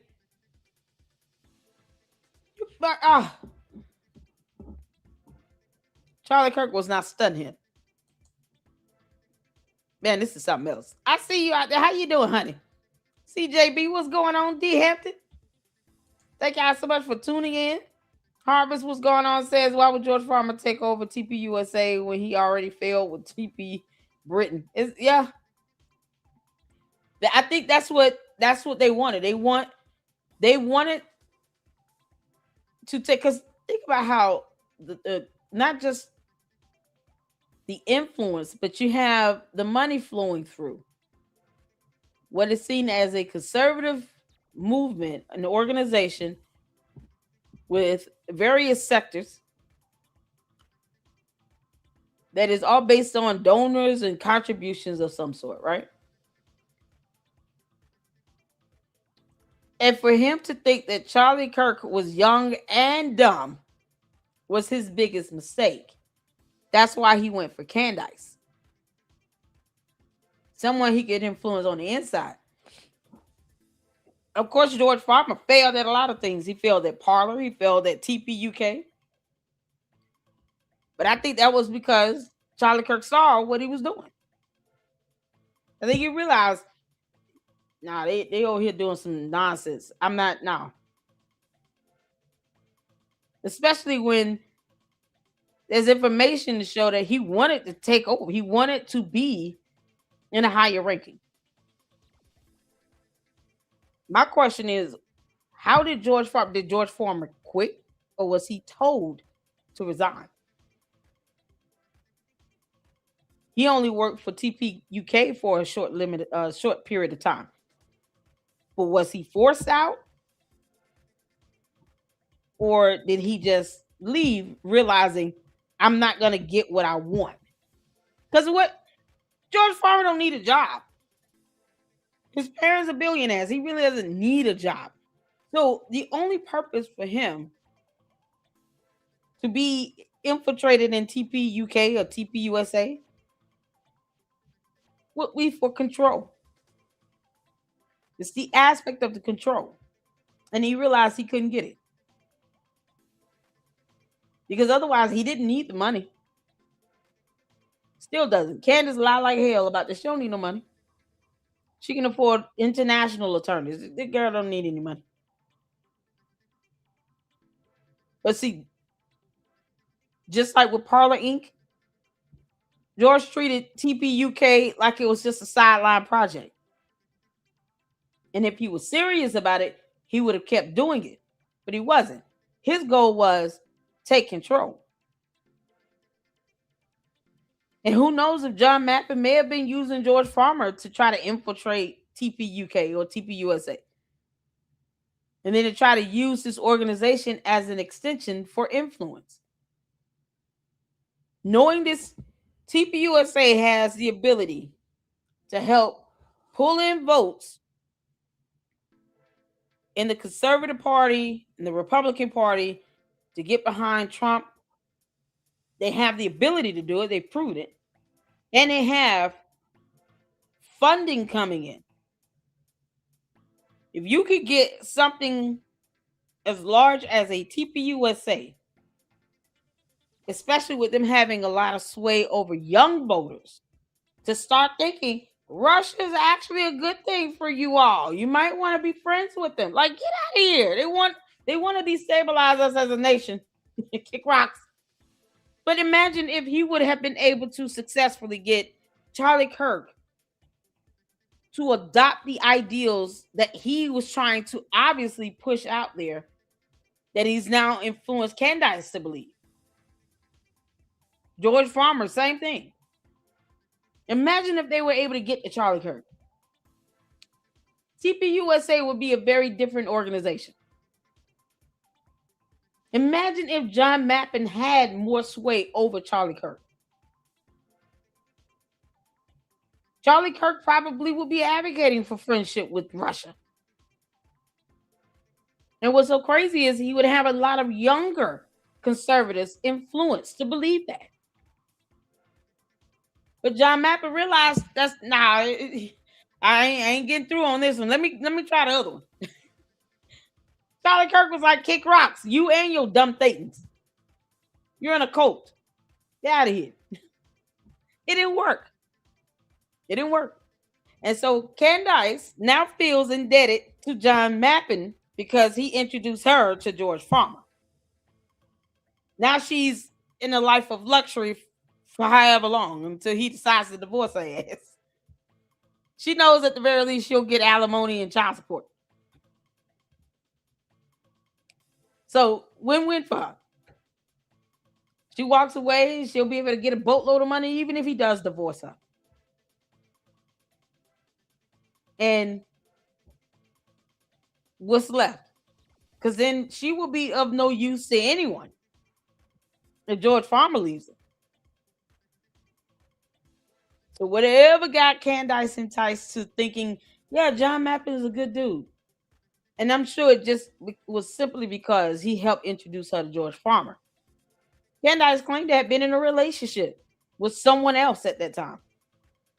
So you get into a relationship with George Farmer, 18 days, he proposing to you over a Zoom call. Because you already knew him. He wasn't a perfect stranger to you. You already knew him. And it was already understood, if you're with me financially, you don't have to worry about anything. And now she feels like she's indebted to John Mappin because of this so-called meet and greet. Because, I mean, what is she going to do? If she starts to go against John Mappin, then it's going to piss off George Farmer. Right? That's what it comes down to. George Farmer knows exactly what he was doing when he was there at TPUK. He wasn't there to just, I want to make things better for conservatives. No, he don't care about that. It's all about control. When you've got all the money in the world, what's left to get? Power and control. And now he has someone in his ear that's been influencing him all the time, probably for years, to think that Russia's a friend. Now he's over there going fishing in Russia every weekend or whatever. All that nonsense. Look how they're trying to infiltrate organizations where they know this could be a one-stop shop. You get to TPUSA, you got money flowing there, influence, connections, and you have a whole movement where the majority of the supporters are like younger people, younger voters, people who are just turning 18, 19. They're getting to kids while they're in college. They're about to start, going out to high schools. Imagine being able to make that type of impression on such a large population through one organization. It's like a non-stop shop. You got everything you need in one place. And John Mappin was trying to use Candace to do that. And Candace now all of a sudden talking about, why do you out there? She keeps saying TPUSA should do the right thing and put me back on payroll. Give me a monthly retainer for their PR so that you can sit here and say, as the public relations person for TPUSA, we're going to make nice with Russia. Get up there, kick rock. Now y'all understand how this stuff coming together. Because I told y'all, I see through Candace. She's so stupid. Her saying something like that is so unorthodox. You can't help but to pay attention to it. TPUSA should put me back on the payroll. Wow, so you can claim you have some affiliation? The irony of her going to Russia and coming back and then basically showing her hands. Both. And if you're paying attention, you'll be able to see. Now, see, okay, well, it makes sense for her to try to get back in with TPUSA, thinking she's going to come back and to be able to try to influence the United States of America to make nice with Russia. We don't owe them shit. But imagine if she were the PR strategist for TPUSA. Imagine. She would be their mouthpiece. Think about that. Because otherwise, she can't stand it. They fired her. She only worked there 19 months. She's never going to be CEO. And if she can get people to hate Erica Kirkland, probably influence people to start trying to call for her to step down or to be removed. Who says the next person will not be as strong as Erica Kirk is? To ignore Candace's dumbass. Candace, I told you I see through you, you dumb heifer. You're an idiot. And she wants to be back on TPUSA's payroll or to get a monthly retainer from them. And for what? Well, she's married to someone that is a billionaire. For what? It's that influence. that power.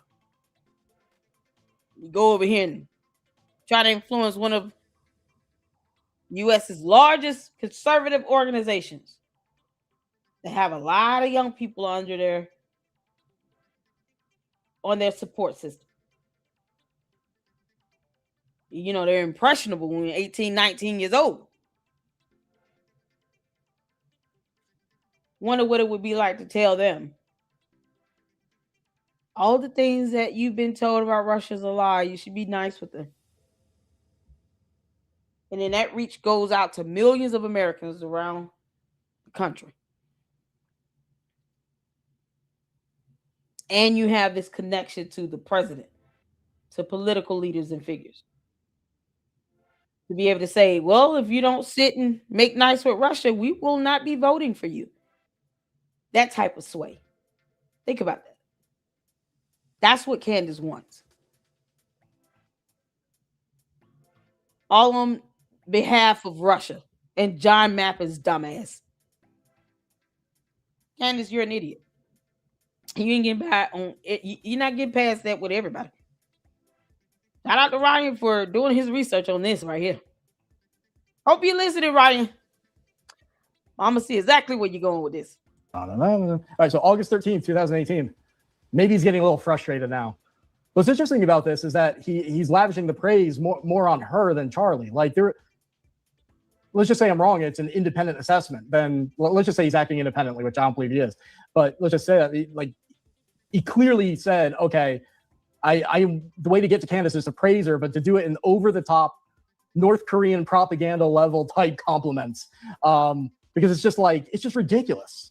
And you see this from then until now with the Russia-linked people that get in Candace's orbit. It's all crazy compliments like this. That's like it's I don't explain. It's like an SNL skit. But so he says, Candace Owens may be remembered as the greatest freedom fighter in history.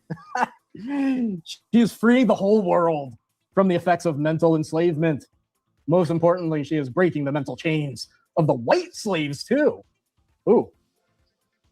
Donald Trump has set free thinking loose, meaning through her.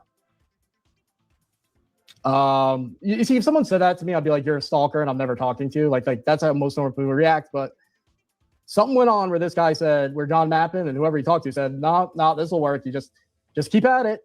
Keep doing it. This is the Awoken World one. No,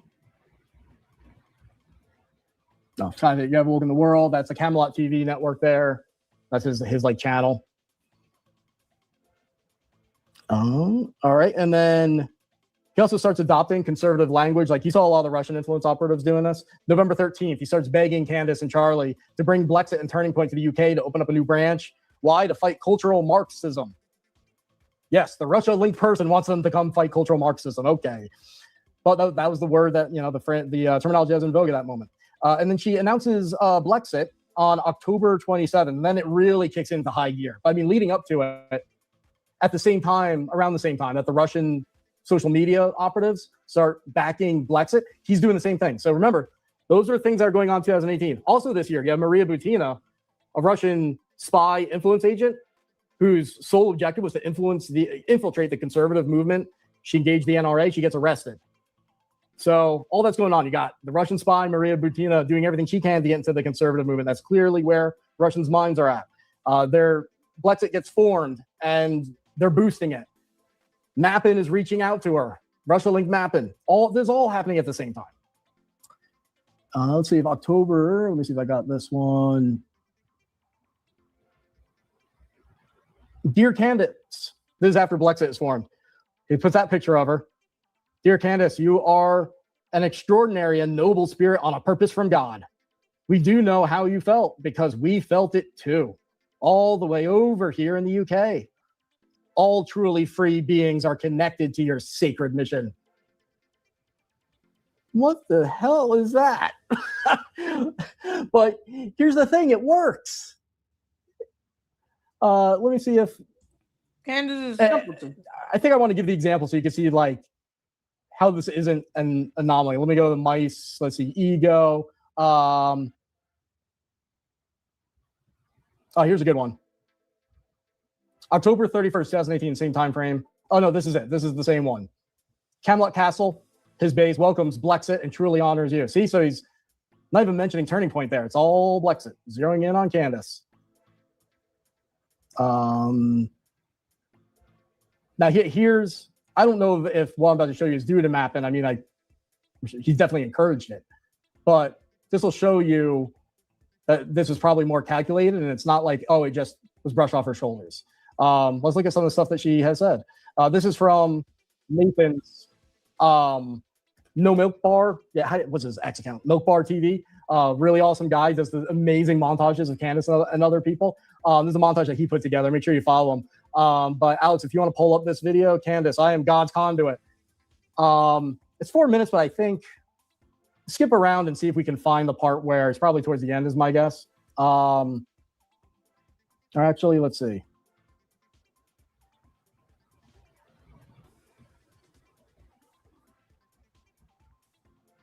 All right, basically, this is an amazing montage where she's basically saying she has superpowers. Charlie Kirk had superpowers, all sorts of new age Scientology type like weird stuff. And she actually says at one point, let me know when you want me to play it. This is God's platform. I am his conduit.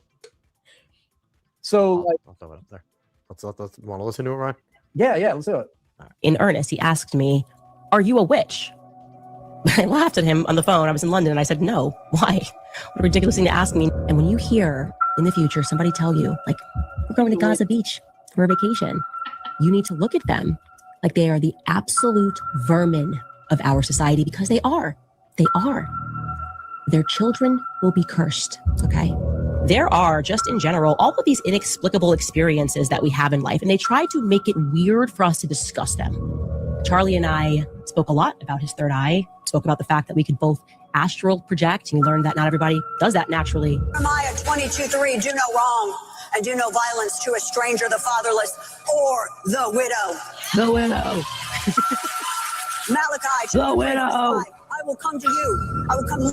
If the money's there, I will. Everybody stay with me now. I've been overcome by the Holy Spirit. I'm just going to come right out and say it. I'm going to come around and say, you need to go to Candace Owens. Candace, the Holy Spirit is going to come back and just whoop your behind in court. And then we're all going to laugh at you as you lose all your lawsuits. All of them. And then be ordered to pay millions of dollars. Make sure you ask John Mappin for the money. .com and give me money. And while you are there, I'm going to stop real quick, and I'm going to say you guys need to go to RyanMauro.com and give him money. And we are going to go on that Candace grift right there, everyone. Purchase my book that is up for sale. $1 on challenging you. If you claim... Yeah, can we get the $1 challenge going for super chats here? Can we do a $1 challenge over here? A $1 challenge, super chat. Can we do that? Yeah, I can try, right?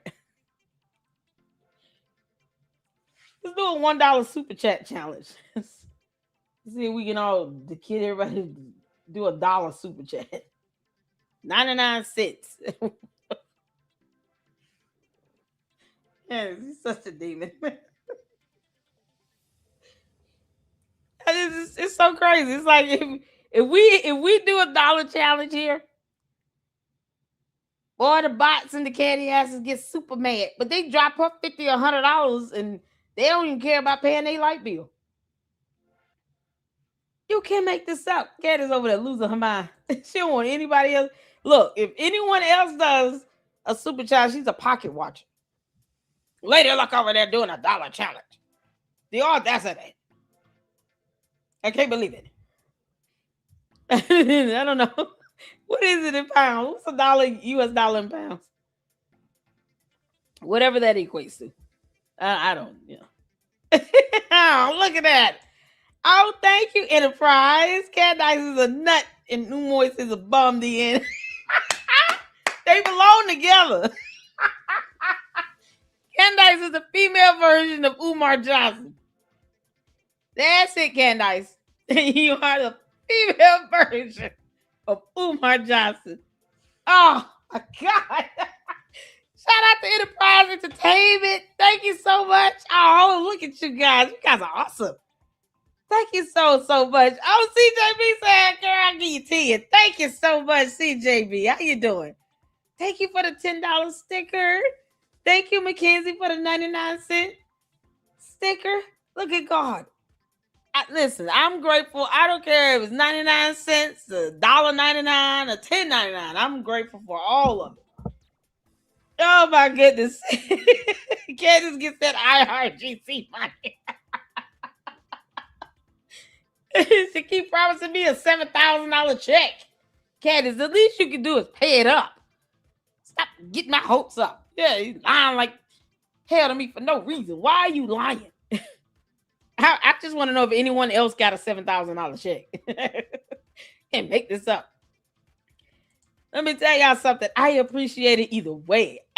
Thank you so much, honey. Thank you so much. Don't worry. Listen, I don't even ask like that. I just bless God for it. I appreciate the 99 cents, honey. You know I do. Thank you so much, Mackenzie.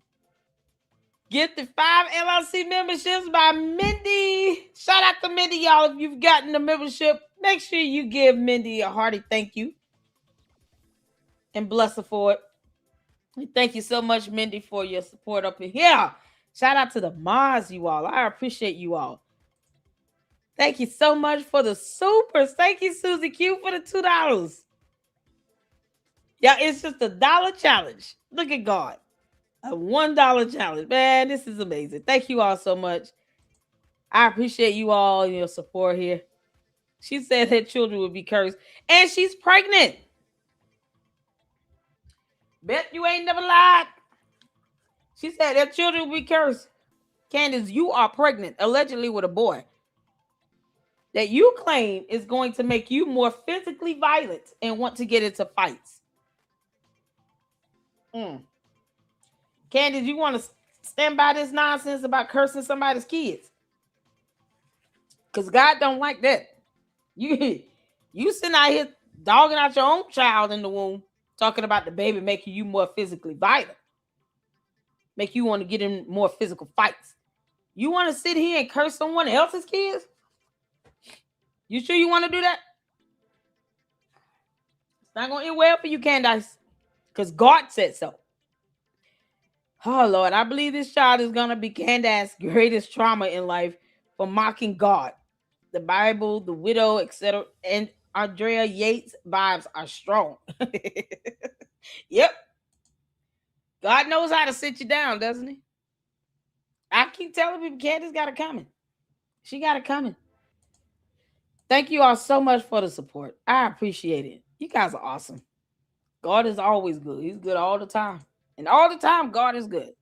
That's what my grandma used to say. Thank y'all so much. Man, this is awesome.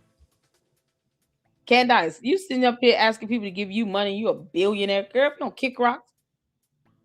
I appreciate you all. Thank y'all so much. To care about these issues, prove it by donating $1 tax deductible, so it's actually less than $1. If you can't do that, you're kind of full of it. Unless you're really in a crunch, then then don't do it. But like, ask yourself, oh, do you actually just find this stuff interesting, or do you actually care? If you can do it, if you care, you get 99% of you guys, 99.999% can do a $1 tax deductible donation, so that this type of work can continue, and the other work that we're not even talking about with podcasts. But go on with. Yeah, let's go on. I'm not sure this is actually the right montage. I think I downloaded the wrong one, but it's still it lines up with the map and stuff, I think. Yeah. I am telling you, and this is not a part of Catholic canon, but you are allowed to read it, and you should read it. I read it on a plane. I don't even know what was going through my mind where I decided I needed to read the Book of Enoch. That this is your real history. It's an absolute fact that Charlie Kirk thought that he was a time traveler. I said to him in response that I didn't feel the same way, and that I thought I was from another planet, that I was an alien. Hear you for judgment. I will be a swift witness against sorcerers and against those who exploit the wage earners and oppress the widow and the fatherless. Oh, hilarious. You will be cursed. Every person who steps foot on that. Every family. Thank you, Zoe, for the $2 super. Knew I was saving my last for special love. Thank you. Oh, that warms my heart. Thank you so much. I appreciate that. Thank y'all so much for the support. Make sure you guys are hitting that like button. I never, ever require anybody to... I just, Candace. You have no idea what you're doing. You're sitting here asking your audience to help you pay your attorney's fees. And you know you don't need it. And Ryan Mauro, when he comes, we're going to show him some love as well on July 1st. So he said he's in between jobs. So hopefully you guys, we can all of us, I'll be a blessing to him. And I will leave him a super on his channel if he has it. If he has an option for it, if not, I'll send him a cash app and be a blessing to him, because I think that's how it should be. When you're blessed, then you bless others. And I think he said he is between jobs or something like that. So yeah, be a blessing to him. He's only asking for $1. That is set to inherit what they did, they will be cursed. Your children's children will be cursed. Explain this to you guys, that if I do something bad, I immediately, the karma of it, I would experience. Like if I stole your phone today, which is sitting on a counter and I stole it from a restaurant, I'd go back home and my house would be burned to the ground. That's my kind of very swift karma hits me fast. It is make him a sandwich. I'm going to come right out and say it, because I have the Holy Spirit just came over me right now on the podcast, you guys. I'm just going to come right out and say it. And a lot of weird things used to happen to Charlie. He would go on runs. I think I told you guys this, after sundown. And when he was running, street lights would go out. Like it was like he was in a burst of energy, like he was a lightning bolt or something. We all have experienced deja vu. We are certain something happened, but we already did that, but it didn't actually happen. You're like, I feel like it did. Oof, I just got a bad case of deja vu. But I already knew George. That's how I describe it. I saw his face. I know that doesn't make sense, but it happened that way. I looked at my husband's face and I already knew him. It was like a sigh of relief. At least I'm clear. I'm speaking about politics and I'm giving you my opinion. I'm not going to dress this up in the word of God, okay? You know what? This is not my platform, okay? I genuinely believe this is God's platform. I'm a conduit. We love being independent, obviously. You can head to CandaceOwens.com and buy your... We can stop it there. That's what I was waiting for. So, like, you can laugh and be like, oh, John Mappen's way of reaching out to her is like, you can dismiss it and be like, oh, he's weird. Like, no, that's calculated. Did it work? Did it work? Yeah. Would that normally alienate people? Yeah. John Mappen has friends. He has social networks. So he knows. He would not do that if he knew. Exactly. If he thought she was like a normal person, would be turned off by that, he wouldn't have done it. He had extraordinary confidence that acting that extreme in his flattery would work. And did it work? Look at stuff she's saying about herself, which is even more narcissistic than back then. I don't know if that's due to his influence, but I mean, I'm sure it played a role. But they had her figured out. Mappen and whoever he was working with had her figured out. So now here's where we'll come to the end of this influence operation, this part of the story with 2018. So he's reaching out very obsessively. Actually, I have a file in there. I don't know if I want to pull it up because I want to wrap up, where I just screenshot all the tweets to her. And I mean, it was a part-time job for him, how much he was tweeting to her. I mean, he's crazy. He was on a mission to make contact with her.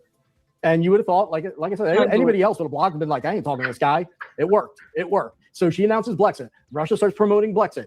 He doubles down, reaching out, using these same lines. Get involved in foreign policy. Be a peacemaker. Hey, Kelly. Somewhere in there, they make contact. I don't know which one did. Somehow it happens. I think Ryan is. And as Candace tells the story, I'm sorry, correct me if I'm wrong. I think Ryan mentioned he was in between, or he was transitioning between employment. So that I do understand all too well. So I want to make sure I didn't mishear him or anything like that, or misunderstand him. But we're definitely going to be a blessing to him either way, because this research is something else. And he puts the shows together and presents his information, very straightforward and well done. And we all appreciate this. I know I do. I love this. I love good research being shared. And it starts to help you understand a lot more of what her end game is. Her goal in this is to have this power and influence and control. Because she has money. And she doesn't have a problem getting it if she needs it. She can get it from her coat. So, but correct me if I'm wrong. I think he said he was transitioning between employment. Felt just felt spiritual calling, just felt. She had to go to London. She had no, I didn't know why. She already. I said, Charlie, we have to go to London. Well, He's like, why? She's like, I don't know. I'm supposed to be there. You're welcome, Shady. Yes, and position. Okay. Charlie's like, well, we're Turning Point USA. What are you talking about going to the UK here in 2018? What? And she says that she like used his credit card to book the trip, and she forced him to go. She consistently says he didn't want to go. She like pressured him into it, and he just was like, all right, fine, whatever. The part that she leaves out of that story, and this is probably what convinced Charlie to say, all right, whatever. And this is what that spiritual feeling was. As soon as she arrives, John Mappin has a massive fundraiser for Turning Point to launch Turning Point UK, which he basically claims to own. All right, is it getting creepy yet? You guys feeling creepy about hearing this now?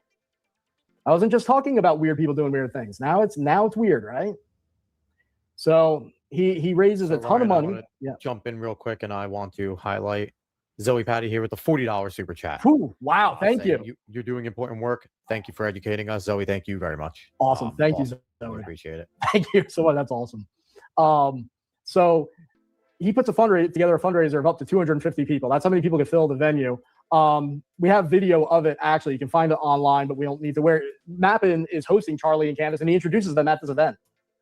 And the flyer for it, which I have, is December 11th, 2018, it's like Camelot, his entity, and then Turning Point, like next to each other, like equivalent. Not like that's not usually how you do a fundraiser for something. Like this is very clearly him almost licensing the Turning Point brand to launch Turning Point UK. He fundraises for it. Says on X that he helped direct it, which I believe it because all the money's coming through him. He launches it. And think about how insane this is. If any of you guys have ever worked in business or a nonprofit, you're going to know what I'm saying. So Napa makes contact with them in November, right? Maybe, yeah, so it'd be November. They all know each other.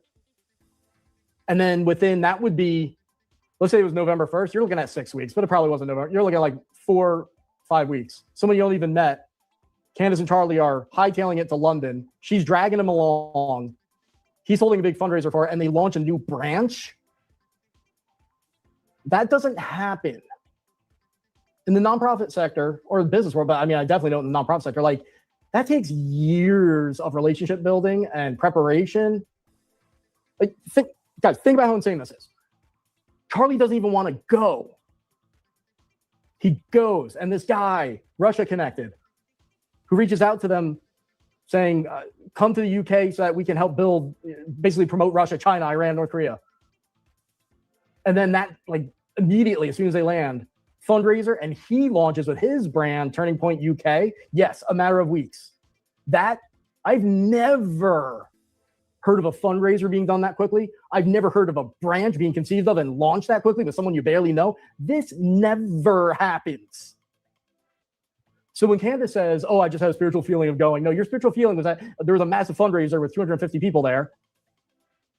And something went on to incentivize her to go. Like, you know, maybe we'll find the answer in what I'm about to say happens next. But a lot of you guys probably know. And the whole time, he's still tweeting at them while they're there. How weird. So Turning Point UK is launched. I wonder how much Charlie even knew. I don't even know if Charlie knew that was going to happen. Because there was no Turning Point advertising or talking about, like, there's no record of it. It just happens. So now he has Mappin on the pet. Like, if you're Charlie, you now have a second branch, and you have new leaders who you barely know that are almost on par with you. That's, Russia aside, that's a takeover operation, folks. Take away Scientology, take away, like, in any context that happens, that's a takeover operation. That's infiltration, that's someone hijacking an organization. That's exactly what that looks like. What I say? Now you add the Russia stuff and all this other stuff that's going on. Didn't I just say that like 15, 20 minutes ago? Uh-huh. Her and George Farmer wanted to take over. And I think Charlie Kirk knew that. He told them both to kick rocks. You can't make this up. I told y'all they wanted to take over. Candace is still trying to get back in TPUSA talking about put me on your payroll. No, you dumb demon. The idea that she thinks it's going to just her saying that is going to work. No. They're not putting you on their payroll. They're not giving you a retainer. They're not paying you one copper penny to do anything for them. Especially knowing not only are you attacking Erica Kirk relentlessly, you've attacked half of the people there in higher executive level leaderships. No, you worked for them before you were fired. They owe you nothing. And it had to be a reason why George somehow was disconnected. Was he fired? Forced to resign? Realized this ain't going the way I wanted to go? Why did he leave? I want to know why George Farmer left. They make this up. This is nuts. Woo-cha. Now, what happens? They hold the fundraiser, it launches, and either the next day or that day, what happens? Anybody know? I'm going to look in the comments, see if anybody knows. I'm just interested to see. So while you're looking at that, we got 2 more super chats in. Do we? Miss Pink coming in with $10 saying, we need your voice right now with everything. Oh, Sifa, I'm so sorry. You lost your dog. The dog was 17 years old. I'm so sorry, honey. Yeah, our pets are our family as well. Oh, poor baby. So we're praying for you, okay? Loss is loss, honey. Our pets are like family. My goodness. I'm so sorry to hear that, honey. Y'all show C for some love up in here. Going on in the world. Thank you, Miss Pink. And also, we have Tracy Benna with just dropping a $10 super chat. So thank you so much to both of you. We appreciate that. Thank you guys. Thank you so much. Like, I know it's tough out there, guys. Like I can't, like, I grew up with no money. I'm not going to go into a whole thing, but just I feel the pain that everyone is feeling now and has ever felt like financially. Like, I get it. I get that that's like a sacrifice. You're doing that for the cause, for me specifically. So thank you. Only look at the comment. Yep. Some of you guys got it. So what happens next? Yeah. I'm glad someone said it. They say Paul Joseph Watson. So the story of who introduced her to her husband, that's what happens. Oops. Yeah. So fundraiser, she meets George Farmer. And so those clips where she's like, I just locked eyes with him. I knew it was my husband. Yeah. The rich guy at the super rich elite event, fundraising, probably for your platform, giving you a bunch of money. And George Farmer, we now know, thanks to Candace, travels back and forth to Russia. John Mappin claims that he introduced them. Candace said it was Russell Brand. She also said it was Paul Joseph Watson from Russia linked to InfoWars. Watson also got busted saying very, very anti-Semitic things in a recording years after this, too. So those are relevant data points. Like, how many Russia-linked people or Russia-linked entities are going to be in one spot? Like, I'm not saying Watson is, like, directly Russia-linked. I don't know. But I know InfoWars sure as hell is and was. So you have Mappin, Russian influence operator, holding this big event, basically trying to hijack Turning Point. Farmer, he introduces her, or whatever goes on there. They meet, lock eyes, and fall in love, even though George actually said in an interview that there was no romantic feeling. Which is like, that's the definition of not having a romantic feeling. What dude says that? What, like, you really have no romantic feeling if you say that. So he's going back and forth to Russia on his little fishing trips. Watson is there. Russell Brand, I'm almost positive he's pro-Putin. I know he's been dancing around with anti-Semitism too. And in 2018, that's all very weird. It's not like it is today. Like, it's hard to find people that think Putin is good in 2018. It wasn't fashionable. So her story keeps changing about who introduced her to George. I've collected every statement I could find of her telling the story, and I still can't make sense of it. It's weird. And so they meet, they lock eyes. Later, after she goes back home, he flies to the U.S. For a conference that she's at, and then he flies back. After he flies back to UK, 19 days later, he proposes to her, as every romantic stud does, over FaceTime. They hadn't kissed. They hadn't had a date. They hadn't had any really romantic connection. I shouldn't say that. Well, you look at him now, you feel like there's no romantic connection. I mean, I don't want to judge it, but like some people, you see the chemistry, and then you don't. Like, you just, he's widely rumored to be gay, and it's more than just one person, Raheem. I heard that story before it became well known too. By the way, from Raheem about George Farmer hitting on him and trying to, grab him and kiss him and make out with him. There have been rumors about that before, and not that I actually care, and maybe he's bi and he actually does love Candace. I don't know, but I'm just saying it's a data point that when there's that many oddities in one spot, it is a factor.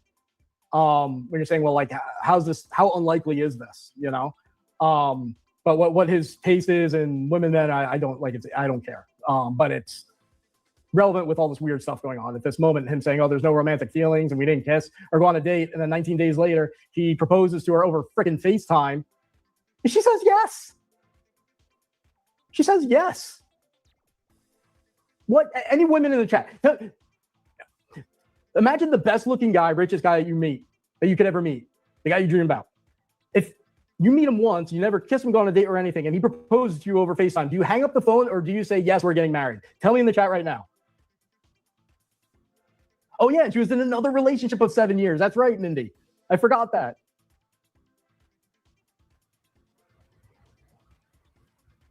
Come on, ladies, tell me. Be honest. Could a man be good looking enough, powerful enough, and have enough money for you to ever be like, yeah, to that proposal? No, that's no's. Close that screen, someone says. I don't know if... Oh, close the screen, me on the phone. Okay. Yep. So, laugh at him and hung up, right? So that time frame, November 2018, some crazy stuff went on that we don't know about. I think Charlie didn't even know about. But again, what's the narrative here? It's mice, guys. It's the influence operation. All this stuff. If I didn't cover this and tell this story in phases of an influence operation, this would just be a story about weird people doing weird things, and a lady that at some point falls in love with Russia and starts hating Jews. That would be the story. No, we're putting together the evidence and telling the story in a way no one else has, so that we can connect all these things and make sense of them. They're not just weird. I can't explain all of them. But it's part of something, and it's something that you'll see with other influencers. You'll see in other parts of civil society. This is a weird influence operation. It's an extremely good example, but you're going to learn a lot from this if you look at it as a manual, not just a crazy dramatic story. So let me see if there's anything. So actually, we'll leave off with. I won't continue the story past that point because I want to. There's a certain way I want to do this. I want to go in the phases of an influence operation. But I want to show one thing that's just, again, a data point. So December 17th, Mappin is bombarding Candace with these tweets. Again, all this stuff about build an alliance with Russia. Let me see if I might actually have the quote here. He urges Charlie and Candace, destroy the globalist agenda, fight the weaponized media campaign against Russia. What's on his mind, folks? What's his mission? It's not even him. It's not even about his own interest. He did a little pro-Russia stuff, then he meets with them, it goes really well, and now he's just freaking a tidal wave of pressure to get them involved in pro-Russia campaigns. I mean, help fight the weaponized media campaign against Russia. Guys, that's recruitment. That's a solicitation. That's I don't know if Mappin is the handler, an official part of Russian intelligence, or how that's going, but that's it. That's how espionage works. That's an influence operation. In fact, it's so blatant, I'm surprised by it. If there was any reason for me to doubt it, it would be that it was so blatant and in your face, and I would think it was clumsy, but it worked, so it's not clumsy. But if someone was meeting with me saying, how do you do this? I would say that's too much. That's too much. But they had her figured out. Now, let me see if I can find this one last video. I'll show you guys, and we'll go to super chats and things like that. Let me see if I can find it. Because it's just, I kind of want to get your guys' opinion on this. Let's see. Oh, you know what? Maybe it is.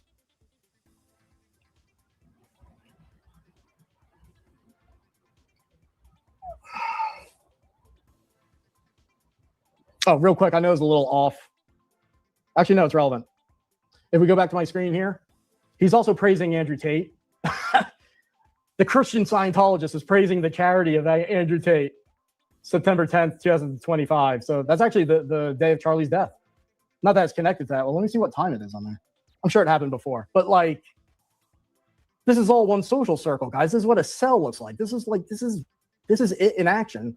I want to show, because people that saw episode 1, when I was talking about the Tate connection to what I believe Candace's next plot is with the shifting of assets to Dubai and moving to Russia, how that all works.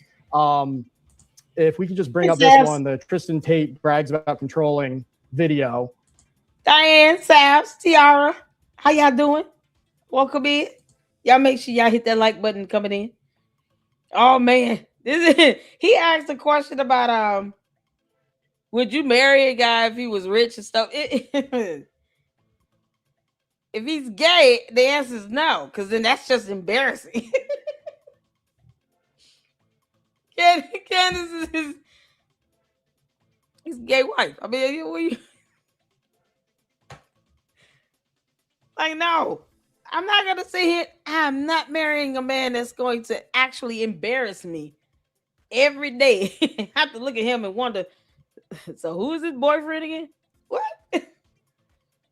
He was more happy taking a photo next to Milo than he was holding a baby with Candace. Like, that is Candace, you ought to feel this big. You ought to feel this big. Your lavender husband would rather take a photo with another man and smile big as bright as day, like the cheese, like all up on him, holding his arm and everything, all subtle, like. And he goes out on interviews and says how there was no romance, nothing. I said from day one, none of that, no, icky.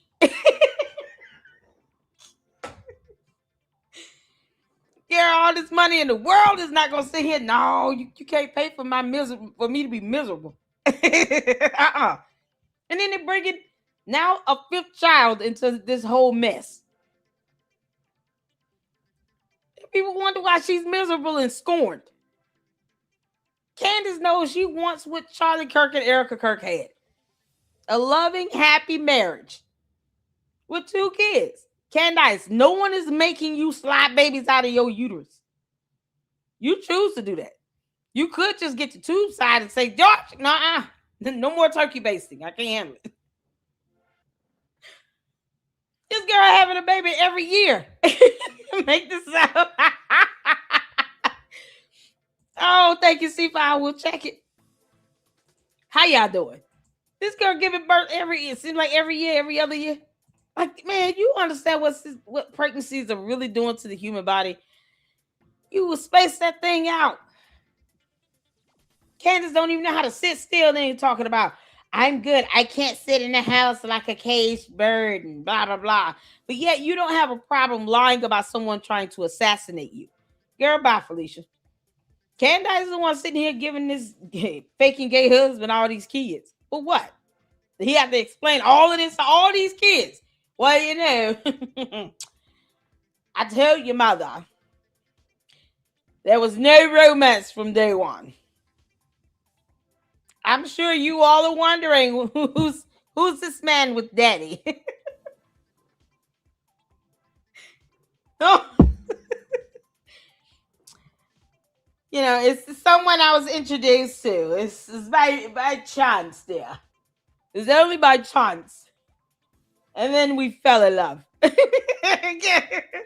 He's basically married to Candace to secure some sort of citizenship in the U.S. And I guess what? In exchange for her giving birth 5 times, he'll make sure she doesn't have to worry about bills. That's it. Talking about George and I are very happy. Keep lying to yourself.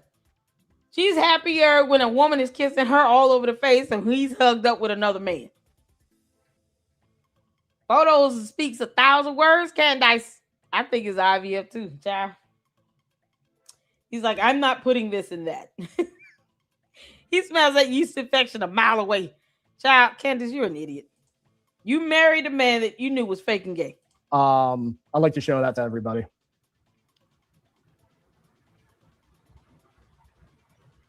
And how much money do you have? Get in the air. Zero. Yeah. Zero. Hypothetically, if I were to get married now and get divorced and the world's top financial auditors were trying to give my wife half of my net worth, technically that would be zero. How much money do you control? A lot, 9 figures. Wow. Yeah, 9 figures, certainly. If you were to say, could I sell this house, sell this car, pull money out of this bank account, out of this crypto account, I'd say I don't control it. But the people who would do as I ask, I think, yeah, a good, healthy 9 figures. What? See, so they openly are talking about how they hide assets. And then they just... Wait, that said Tristan Tate. Who is who? Child. Andrew Tate's the pimp. Tristan Tate's the one that's the one to be wealthy one. Okay. Happened to show up at that event that or the same city where Candace was at in that short little Russia trip, where she spoke at the most secure event in Russia year round, and does all these other things that line up with her moving and having to move assets, and the exact people who brag about it, those guys show up. Like, yeah, my case is solid, guys. Solid. But I want to show one more video, and then we'll close out this episode and go to the super chats and everything, because this phase of the influence operation will be complete after I show you this.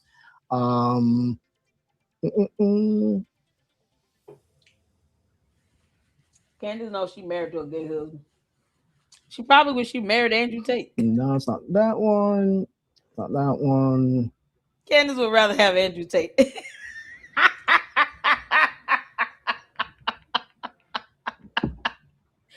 Okay. Exactly. Alex, if you want to pull it up. Candace, December, DEC, 2018, Adderall, Russia denial. I don't know if she's on Adderall in this, but it was posted at 11:30 at night. And again, I'm not just trying to like trash her for anything and everything, but like based on the literature of what I shared with you guys, like if they're looking for vulnerabilities and she talked about using Adderall in the past, like this would be relevant, but that's not actually not the point I'm making. So this is I believe December 17th. So she just did the fundraiser and everything. Keep in mind, she's not talking about foreign policy, but there's a few reasons that this video is significant if we're able to play it. Just skip, because it's really long. She just goes nuts. Just skip around and see when like she's going like kind of crazy.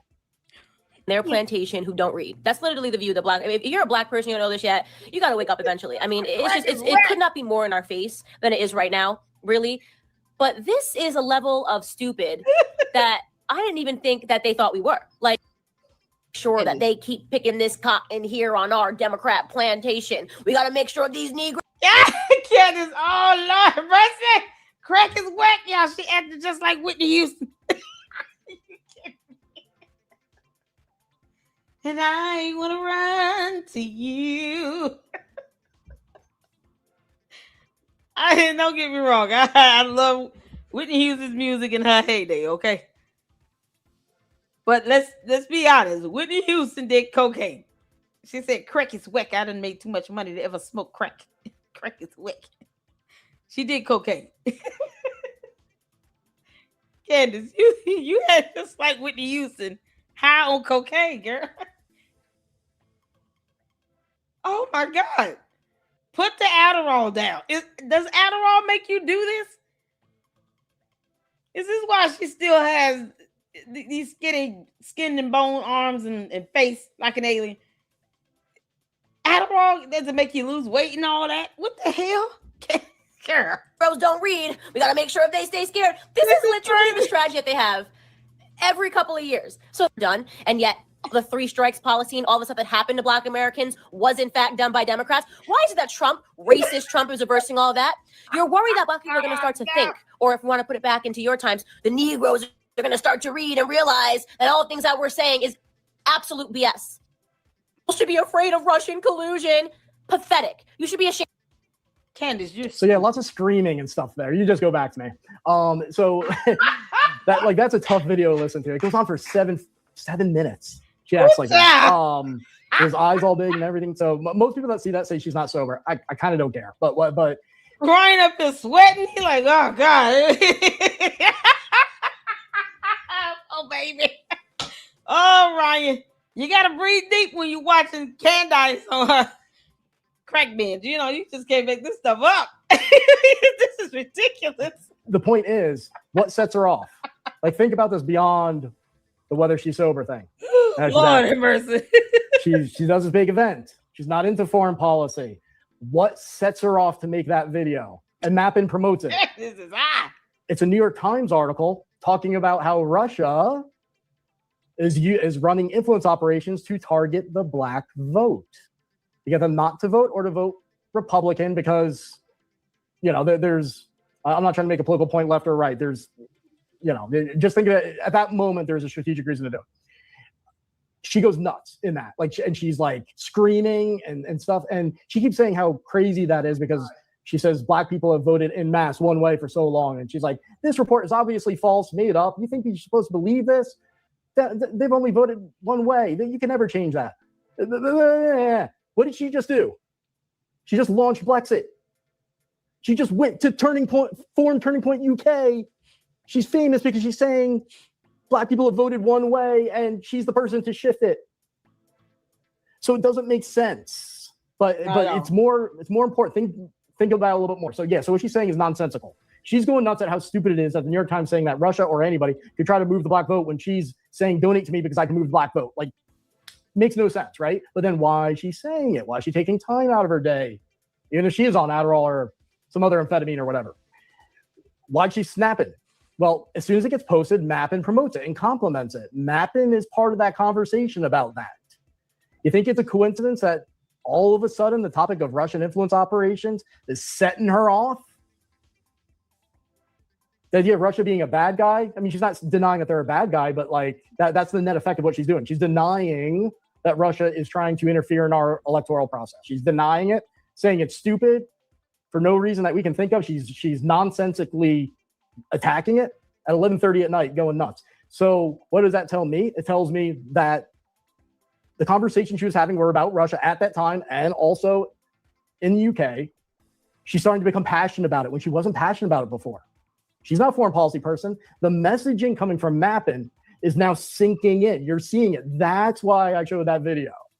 Aside from the fact that it's entertaining, and you can probably make a lot of funny jokes about it. It's not even just about her making a bad, nonsensical argument that's completely hypocritical.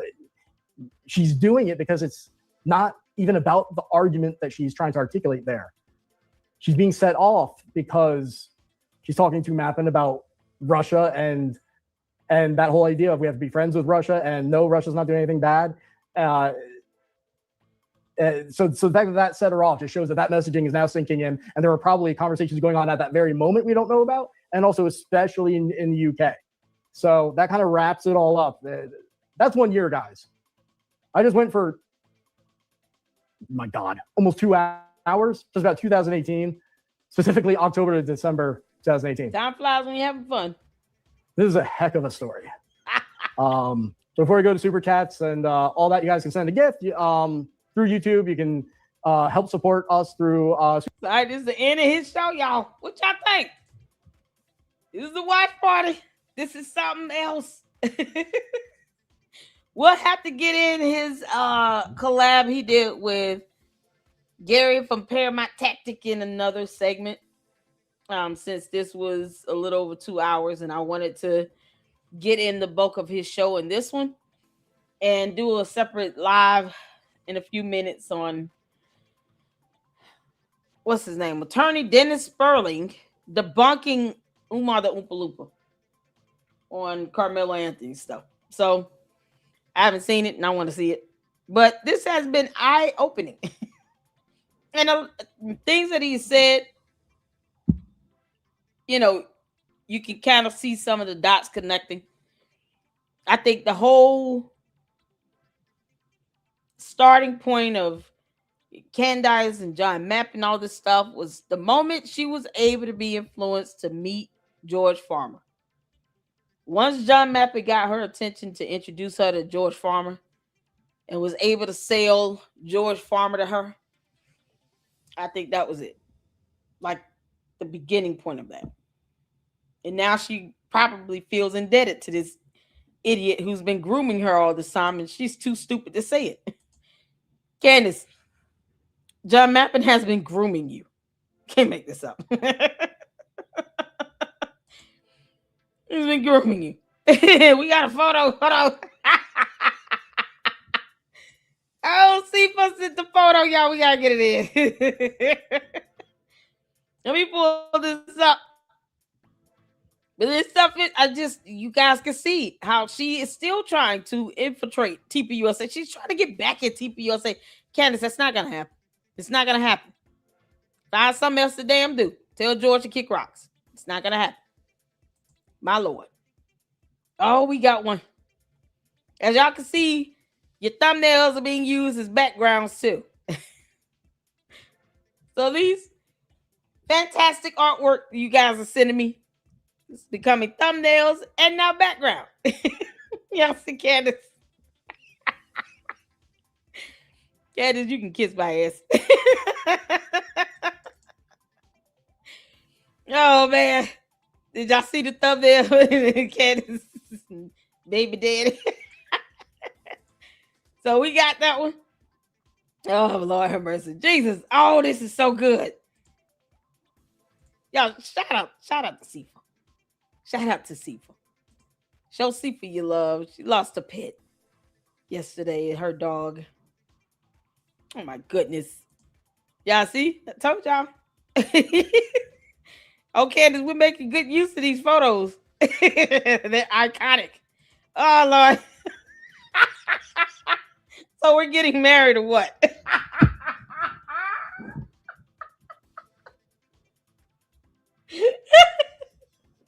Oh, Sifa, this is awesome.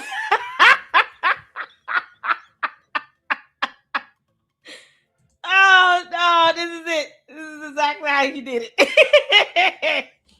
So, there's still no hand holding. You can only kiss me 4 times at the wedding. And we at least need to have 3 children. They will be cared for financially. That's it. No, nothing. No romance. So we're getting married or what?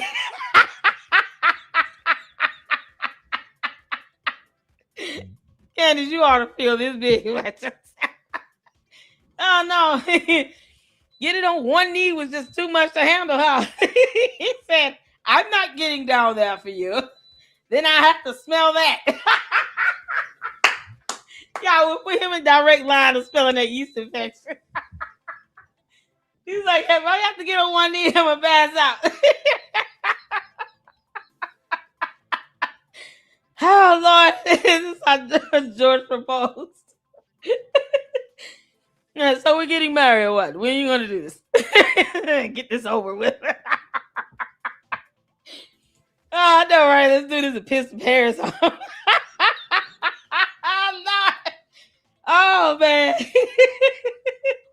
I think it's the yeasty apartment she is in. I can understand why he would not want to get on one knee. And no one should be subjected to that smell. Candace, kiss my ass. Thank y'all so much for tuning in. I appreciate you all. I'm going to push back the Candace live to a later time so we can get in this video that I was sent. And then we'll set up the Scientology Sunday for the documentary. So thank y'all so much for joining me in the watch party. Ryan will be with us July 1st, 8 p.m. Eastern Standard Time. And I appreciate all of you all. And if you can tune in to the next one, great. If not, I understand it is nice outside. So go outside, go for a walk. I might get outside for 30 minutes a day and go for that boob walk. Oh, Lord. If you understand why I said that, you'll get the joke. Mauro Crocs. But if not, then I will see you all in the next one. And you guys be good. Hype the videos up when it is done. Hype the video. Please hype the videos up and hit the like button. Thank you all so much for the financial support as well. For all the supers and the stickers and everything. You guys are amazing. And I will see you all in the next one. Until then, Lady Luck Club out. Deuces.